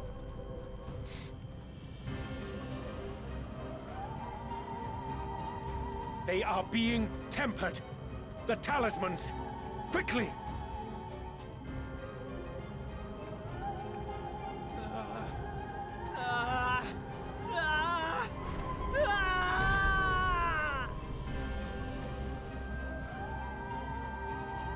Save me, brave hero! Oh, shit. My lord has requested your presence, and I would hate to disappoint him. What? What? You can teleport other people? I've been kidnapped. I've been catnapped. The experiment was a success, but I fear our time is short.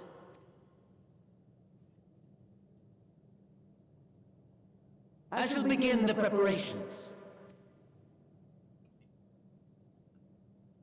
Now, it is time for you to awaken.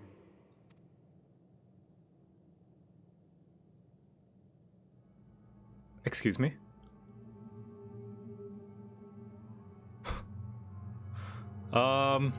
Good morrow to you. Here, have a taste before it gets cold. Oh, but be sure to remove your helmet. Take a moment, too, to familiarize yourself with that borrowed flesh. I'm sorry.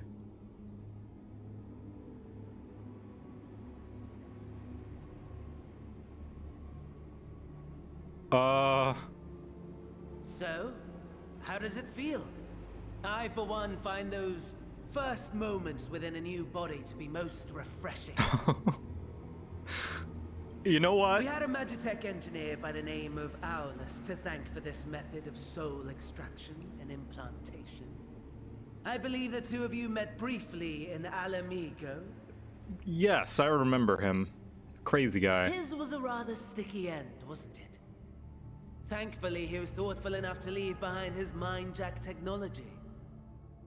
I took the liberty of making some improvements and selecting you as my esteemed test subject. You know what? This is so corny and campy that I kind of love it. Like, I am not the biggest fan of Zenos as a main antagonist, but you know what? They're leaning into the cheese, and I'm okay with that.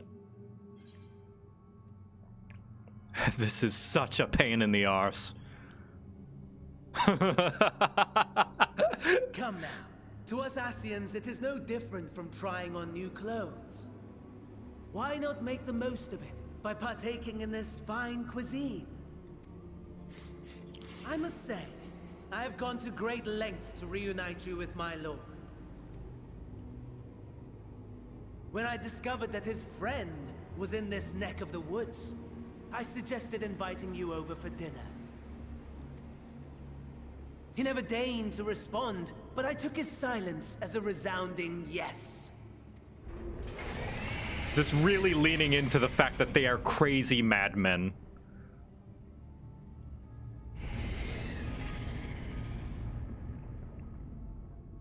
Oh my!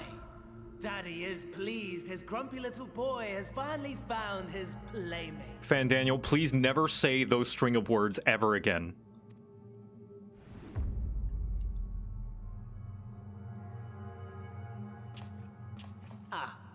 Exposition is in order. The Garlean Empire has long outlawed all forms of religion. No gods to worship, no risk of summoning. Brilliantly simple. But people being people must turn to something or someone in their hour of need. Who then? Why, His Radiance the Emperor, of course.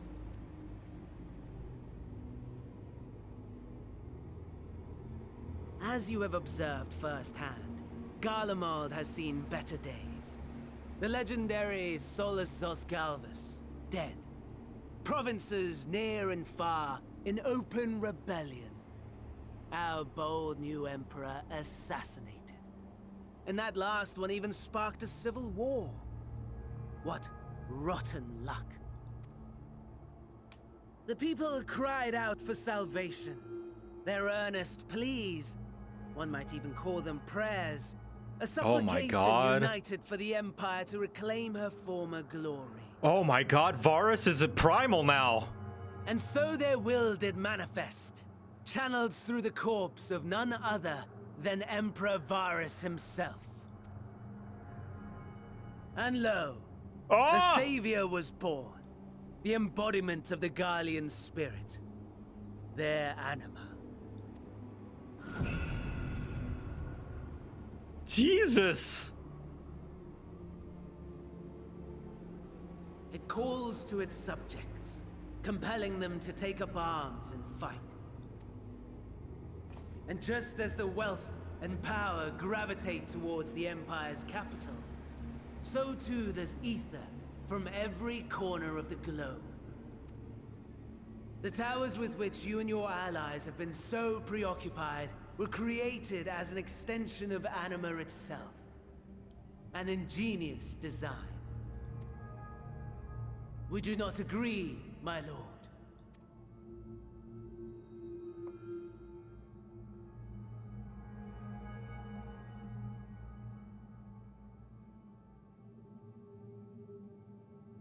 Does the pursuit of prey you have bested before excite you? I wouldn't say I yearn for it. Absent the challenge, the thrill, your prize is a hollow victory. Butchery.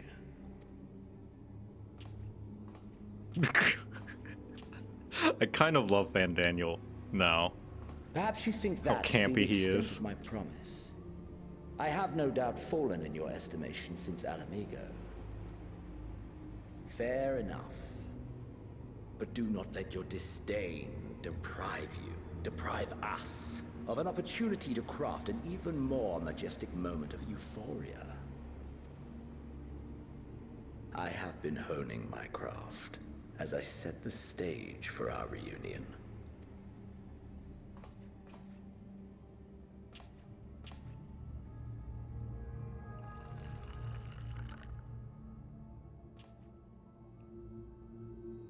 Wheresoever there is suffering and despair, you appear to fulfill your duty as defender of this star.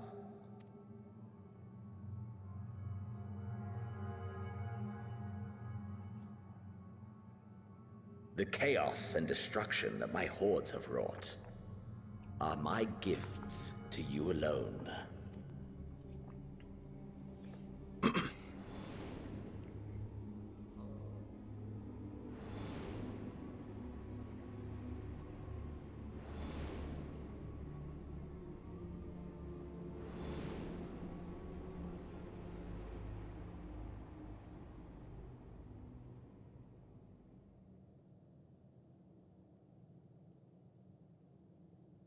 At a loss for words? No matter. As you will learn, I have only just begun. He really wants us to hate him. Oh, will you not finish your meal? There is only one thing that can sate my hunger, and it would seem my friend has lost his appetite. I hoped this display of civility might prove an entertaining diversion, but clearly we are above such pretensions. While my lifeless body was in the possession of the Ascian, I too claimed another's as my own. It was an enlightening experience to fight in an unfamiliar form. Flaws and failings in my technique were plain to see.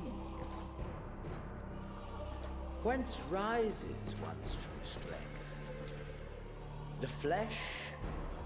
The soul? Perhaps you should like to discover the answer for yourself.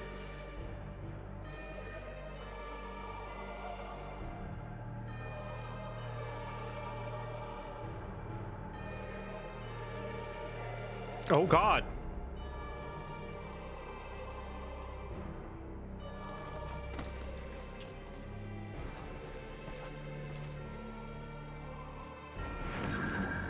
Or together. Don't you dare. Don't you do it. Don't. Oh no. Oh no. He's gonna use my body. Oh no.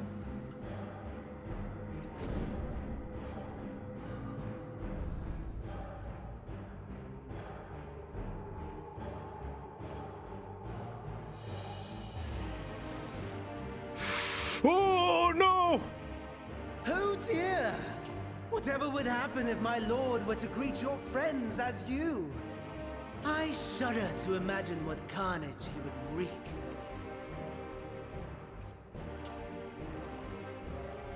We'd better hurry if we want to avert the bloodbath. You can thank me later for my generosity.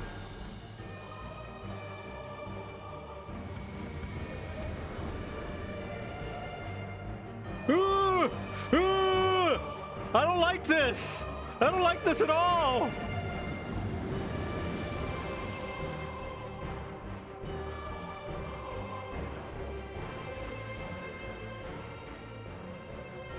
Ah, there it is. Your camp, I believe.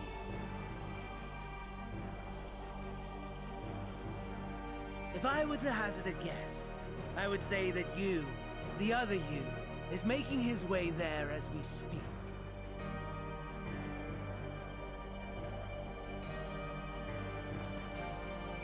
Alas, this you will have to walk from here, or run if you can manage it. My lord would be cross if I made it too easy.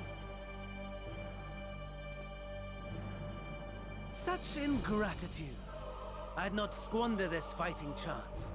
After all, you've obstacles enough to overcome. Right on cue.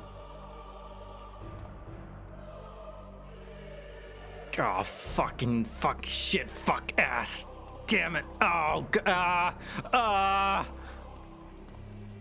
Tempered soldiers, with standing orders to kill those not sworn to anima. Under normal circumstances, you would make short work of them. But on this occasion, the odds are not so heavily stacked in your favor.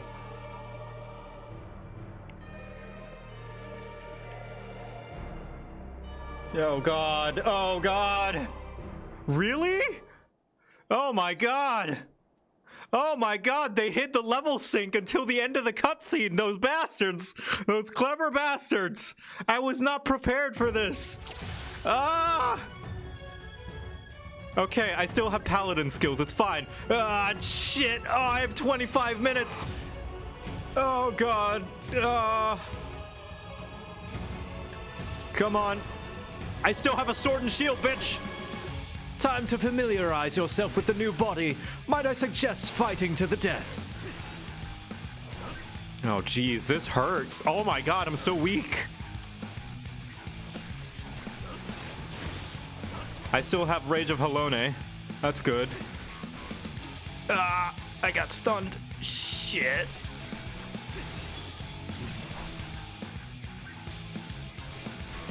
Not bad at all, given your diminished capacity.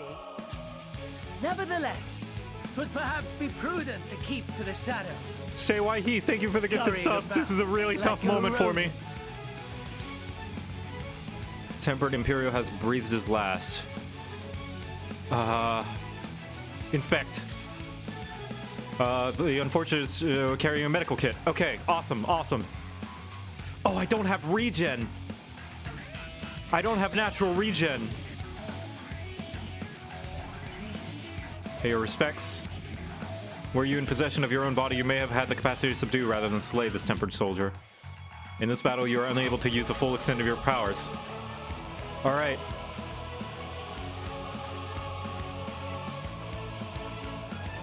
Magitech Reaper. These are over. Oh, shit. Oh, God. Gotta make my way back to the camp. Jeez.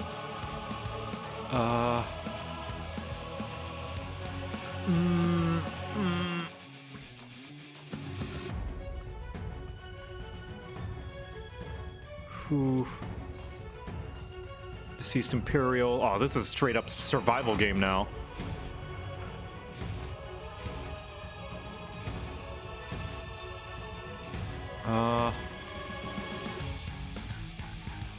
Jeez.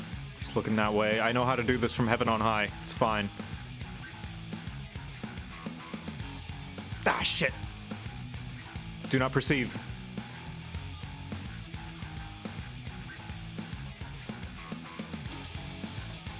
Oh, come on, get out of here. Find fuel for the Magitech Reaper. I can do that.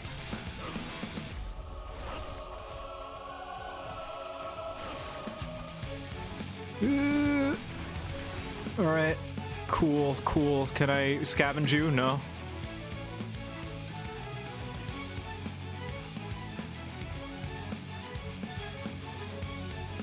Please do not perceive me. You find a medical kit. Okay, cool.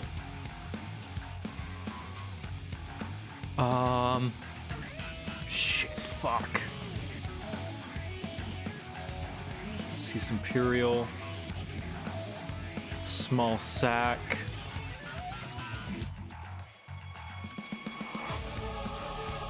Medical kit. Oh, don't look. Medical kit. Let's check that Reaper, shall we?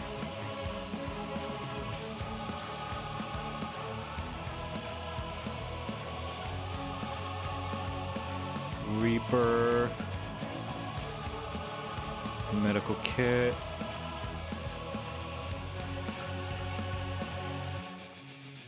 Whew.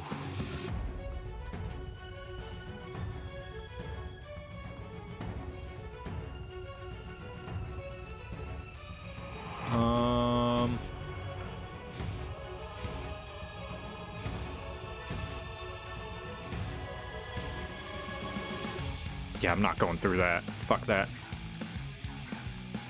20 minutes. Jeez.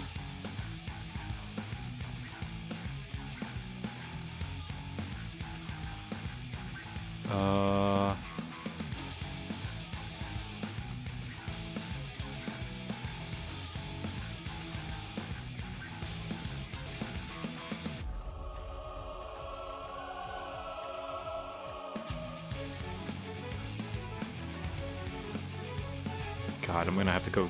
Oh, no way I'm getting through there. Okay, maybe this way. Someone help! What's up? Hey! You've not been turned, thank goodness. I thought I was the only one left. The bastards got my hand when they took down my Magitech Reaper. If you can repair its legs, though, it should work. Here, take this key. If it's run out of ceruleum, you might be able to find more in the wreckage. Okay. Wrecked Magitech Reapers for fuel. Okay, know where some of them are.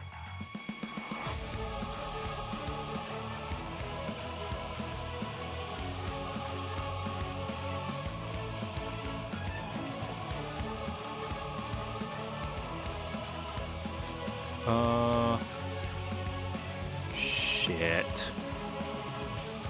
I gotta save my resources. I've inspected that one already. God, go away.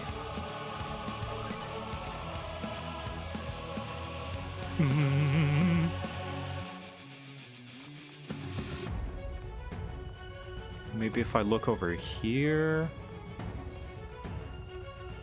No, no. Alright, well, you're just gonna hunt me to the ends of the earth, huh?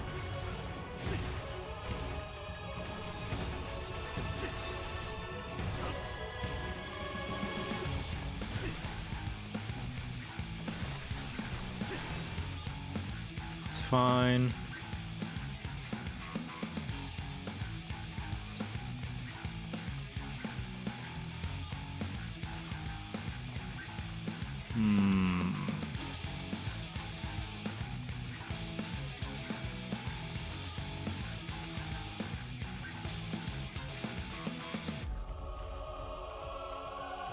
Is there... No, deceased imperial, deceased imperial. Medical kit.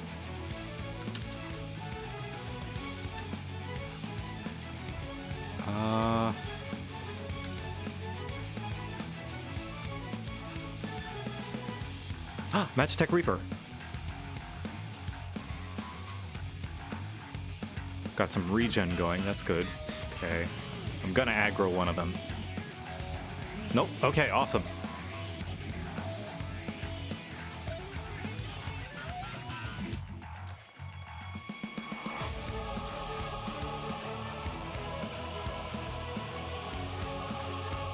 Don't perceive. Fine. Yes, ceruleum. Or, no, medkit. Shit. Fuel concealing wreckage. There we go. You should be able to remove the tank and carry it over to another location. Ow! Okay, I think it was this way.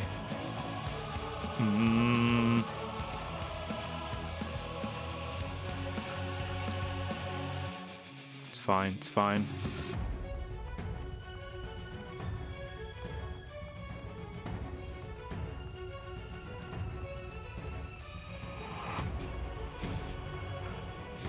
If I can outrun that guy, I should be okay.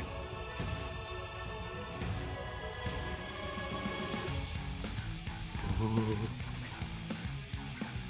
Oh, come on. Okay, luckily it's right there.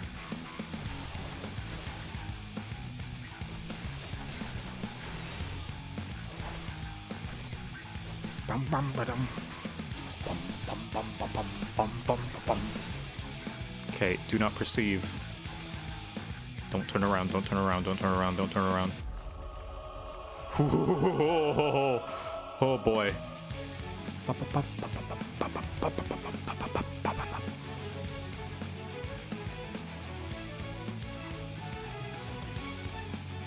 There it is. I gotcha.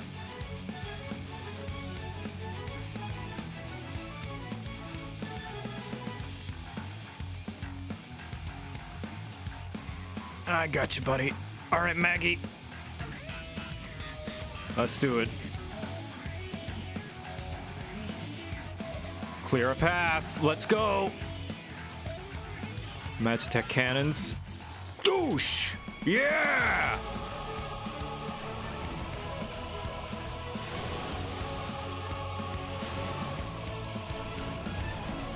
Oh god, I can't move.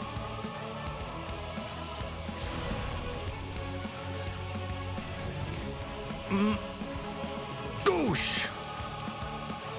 Not today!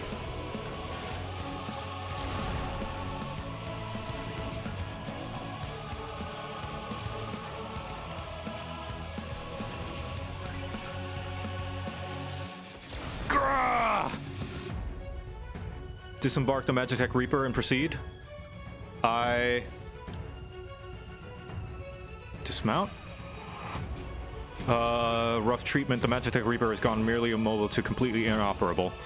Okay, well.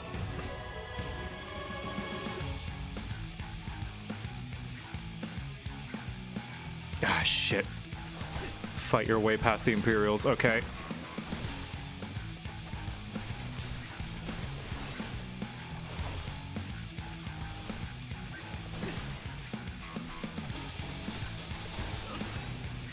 Get out of here. Get out of here. I still have regen going, so I'm gonna save on my heals for now.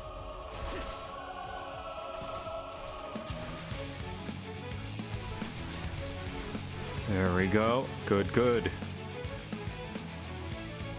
Who's that? You there! Help us, please! I got you. Come on. Help where needed.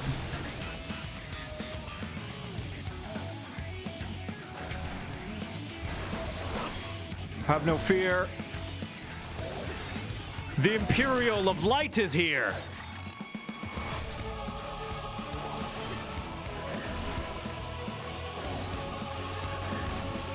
I like this like characterization. That despite all of the urgency, the Warrior of Light still can't help themselves but to go help people in danger. I must do side quests!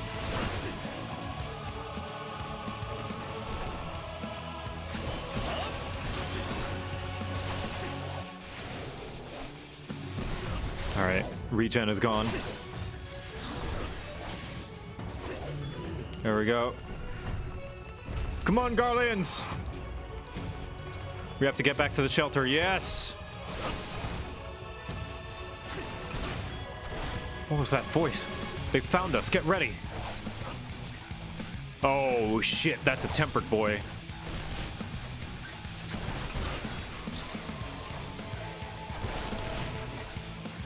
Oh, move out, move out, move out! Ow.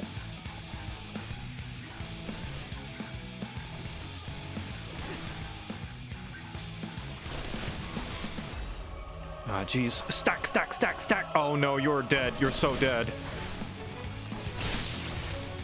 Ooh. No, no, please. It's going to explode.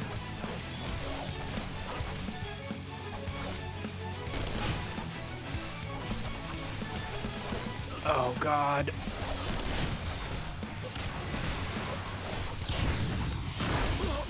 Oh, my God. Ow. Ooh.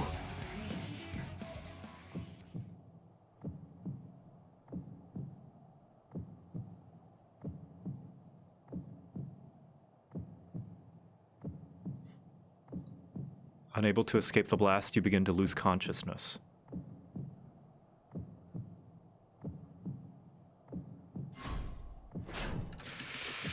No, shit, I pressed the wrong button. Ah! I pressed the wrong button on my stream, OBS. Ah! Ah! I did it. There we go. Sorry, sorry. You crawl to safety and regain consciousness. Oh my God. It's Modern Warfare 2. Come on.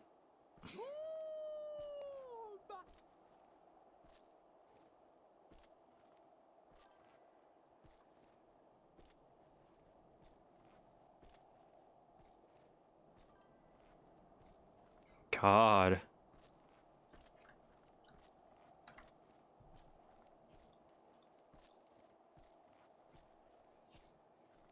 Come on.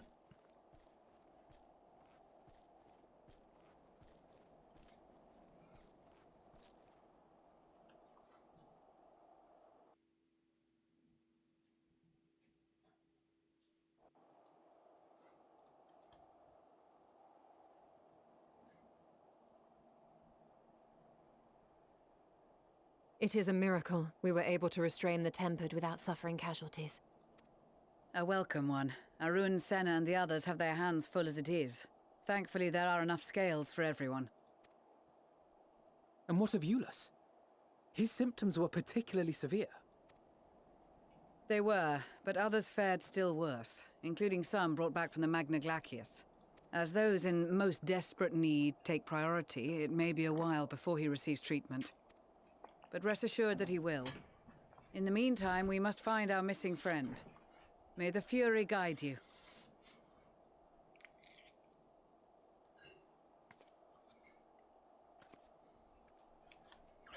Ooh, not like this.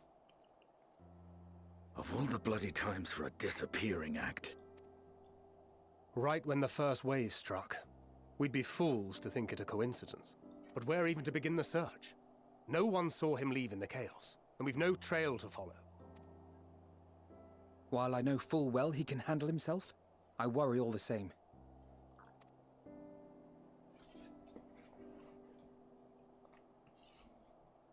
Ah, speak of the devil.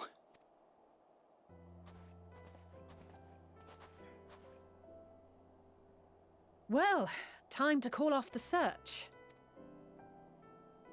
Oh no. Oh no. No, stop. No, stop. Stop. No. Case closed. That's him. Over there. Aye, 'twould appear so.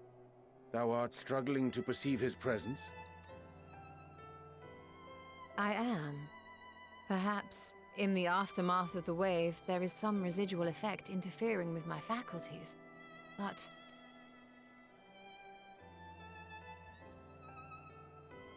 Where have you been? We've been worried sick. Now, all's well that ends well. Are you all right?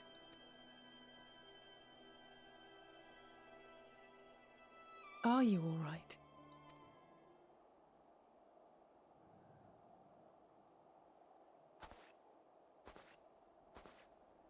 Who are you?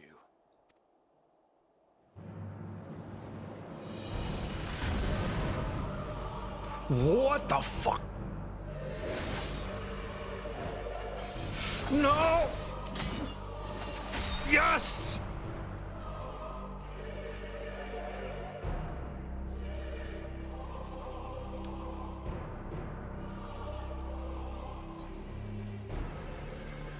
Get away from them, you bastard!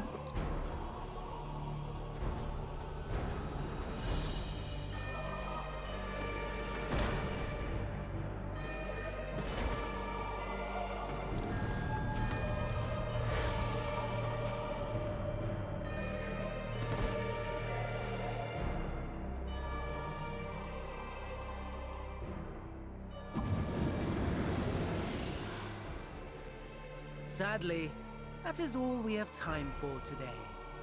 The effect has run its course, and back to your own bodies you must go.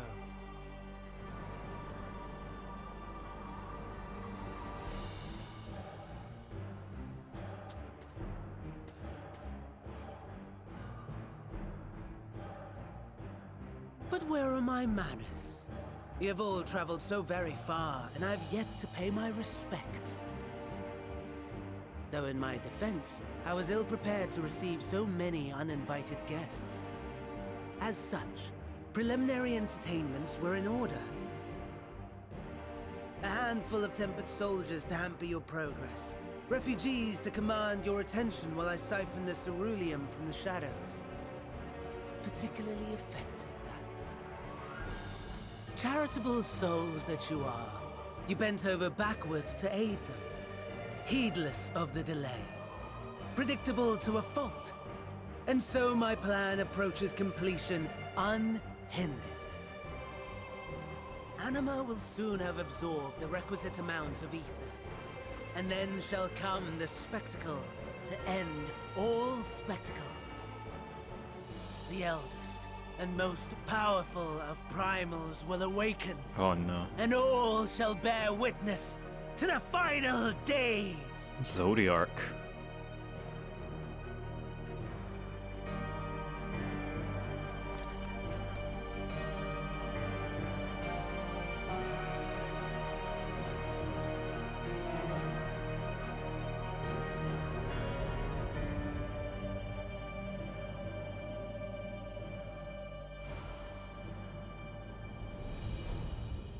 The gods themselves will be my meal. Your dear companions my dessert. Upon this world I'll feast, and death shall follow in my wake.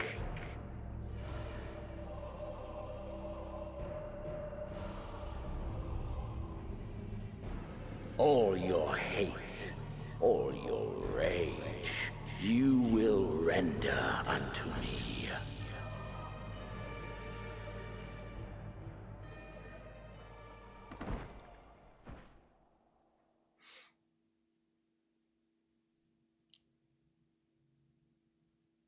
For upon thy life's reel wind too many threads of fate, power, weal enmeshed with woe.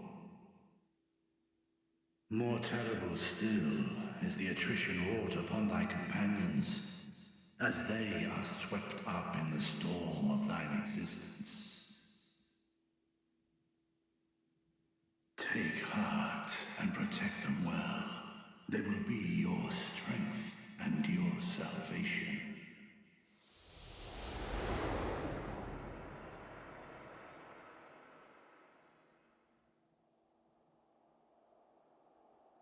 Thank goodness. He's awake.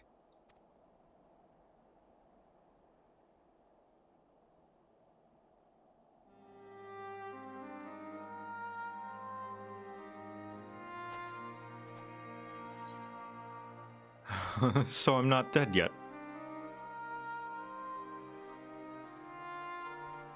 I am pleased to report you are very much alive.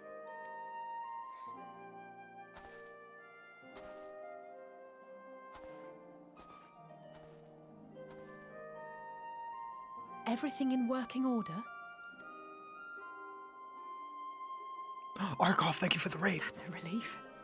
Oh, and before I forget, thanks for coming to our rescue.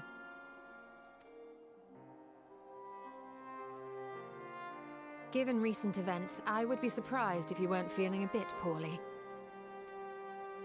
A hearty meal and a long rest would be my recommendation under normal circumstances, but these are anything but. If Van Daniel's boasts are to be believed, we must act quickly. Once you've blown away the cobwebs, we can discuss preparations for our assault on the Tower of Babel. Oh, I'm sad about all those imperial civilians that were killed. That sucks.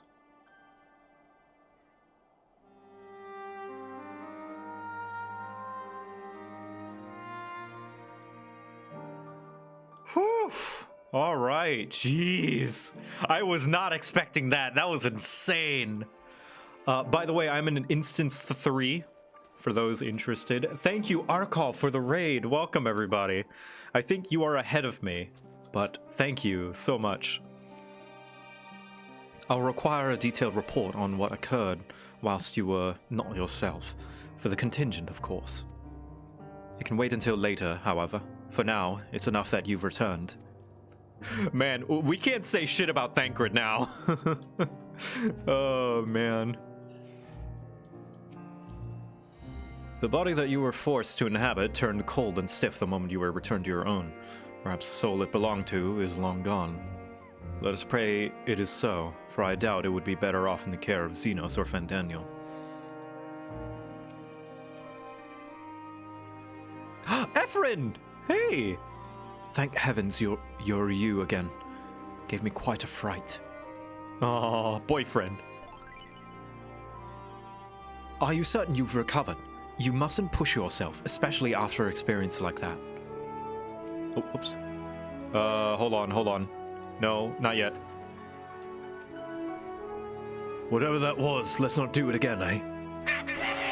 Alright. Full glad am I to see thee awake and restored to thine own flesh once more. Yes, 'tis still you. My apologies. I realized too late that the ether emanating from the tower was distorting my perception. 'Twas likely a temporal effect, but I remain wary. No apologies necessary, least of all to me. If anything, there's a strange comfort in knowing I'm no longer the only one to have been used as a villain's puppet, though I pray you'll be the last. Oh, temper buddies, or possession buddies. You're certain you're well? Nothing out of place? No missing bits? Good, though I won't promise the same for Fandaniel and Zenos after I'm through with them. How much must these people suffer before they're satisfied? How many cruel, pointless tricks must they play? Prelude the final days or no, this ends now. It's all a game to them. They don't care.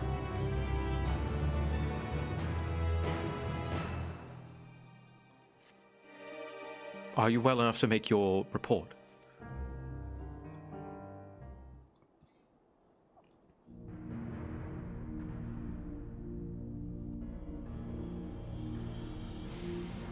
So I had a dinner. This anima was summoned with the corpse of Emperor Varus. Does their depravity know no bounds? It seems not. More to the point, we can surmise that the wave of ether issued not only from the Tower of Babel, but from the primal lurking within it. A primal whose cry rang rather more loudly in your ears than ours. If you were taken to the tower itself, then this proves beyond a shadow of a doubt that it is the beating heart of the Telophoroid's machinations.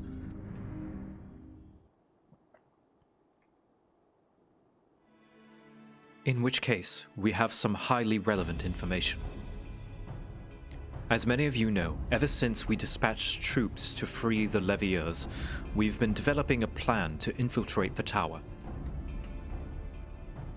According to Thancred and his scouts, the main structure is lousy with tempered and enemy magitech.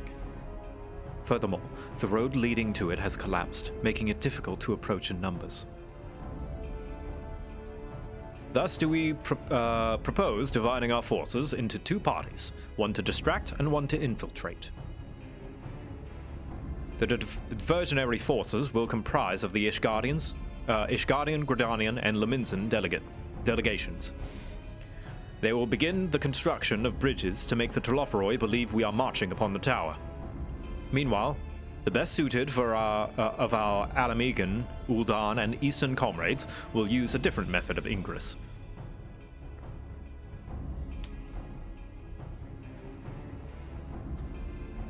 Look here. Ooh. The facility marked in red is the Enceladium, a vast magitech manufactory, in ruins now, of course. But the freight tunnel connecting it to the erstwhile Imperial Palace remains intact. While the Telophoroid's attention is elsewhere, our infiltration force can use it to enter the tower undetected. Enchilada. Be aware, however, that the underground rail network remains very much operational. The Tempered are using it to bring supplies to the tower even now. If it can carry their material, it can carry us too, providing we sneak aboard unseen.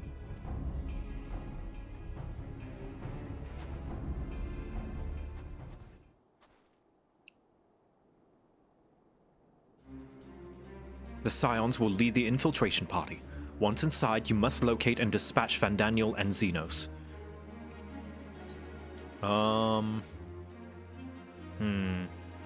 We will save the people of Garlemald, and those who suffer the world over.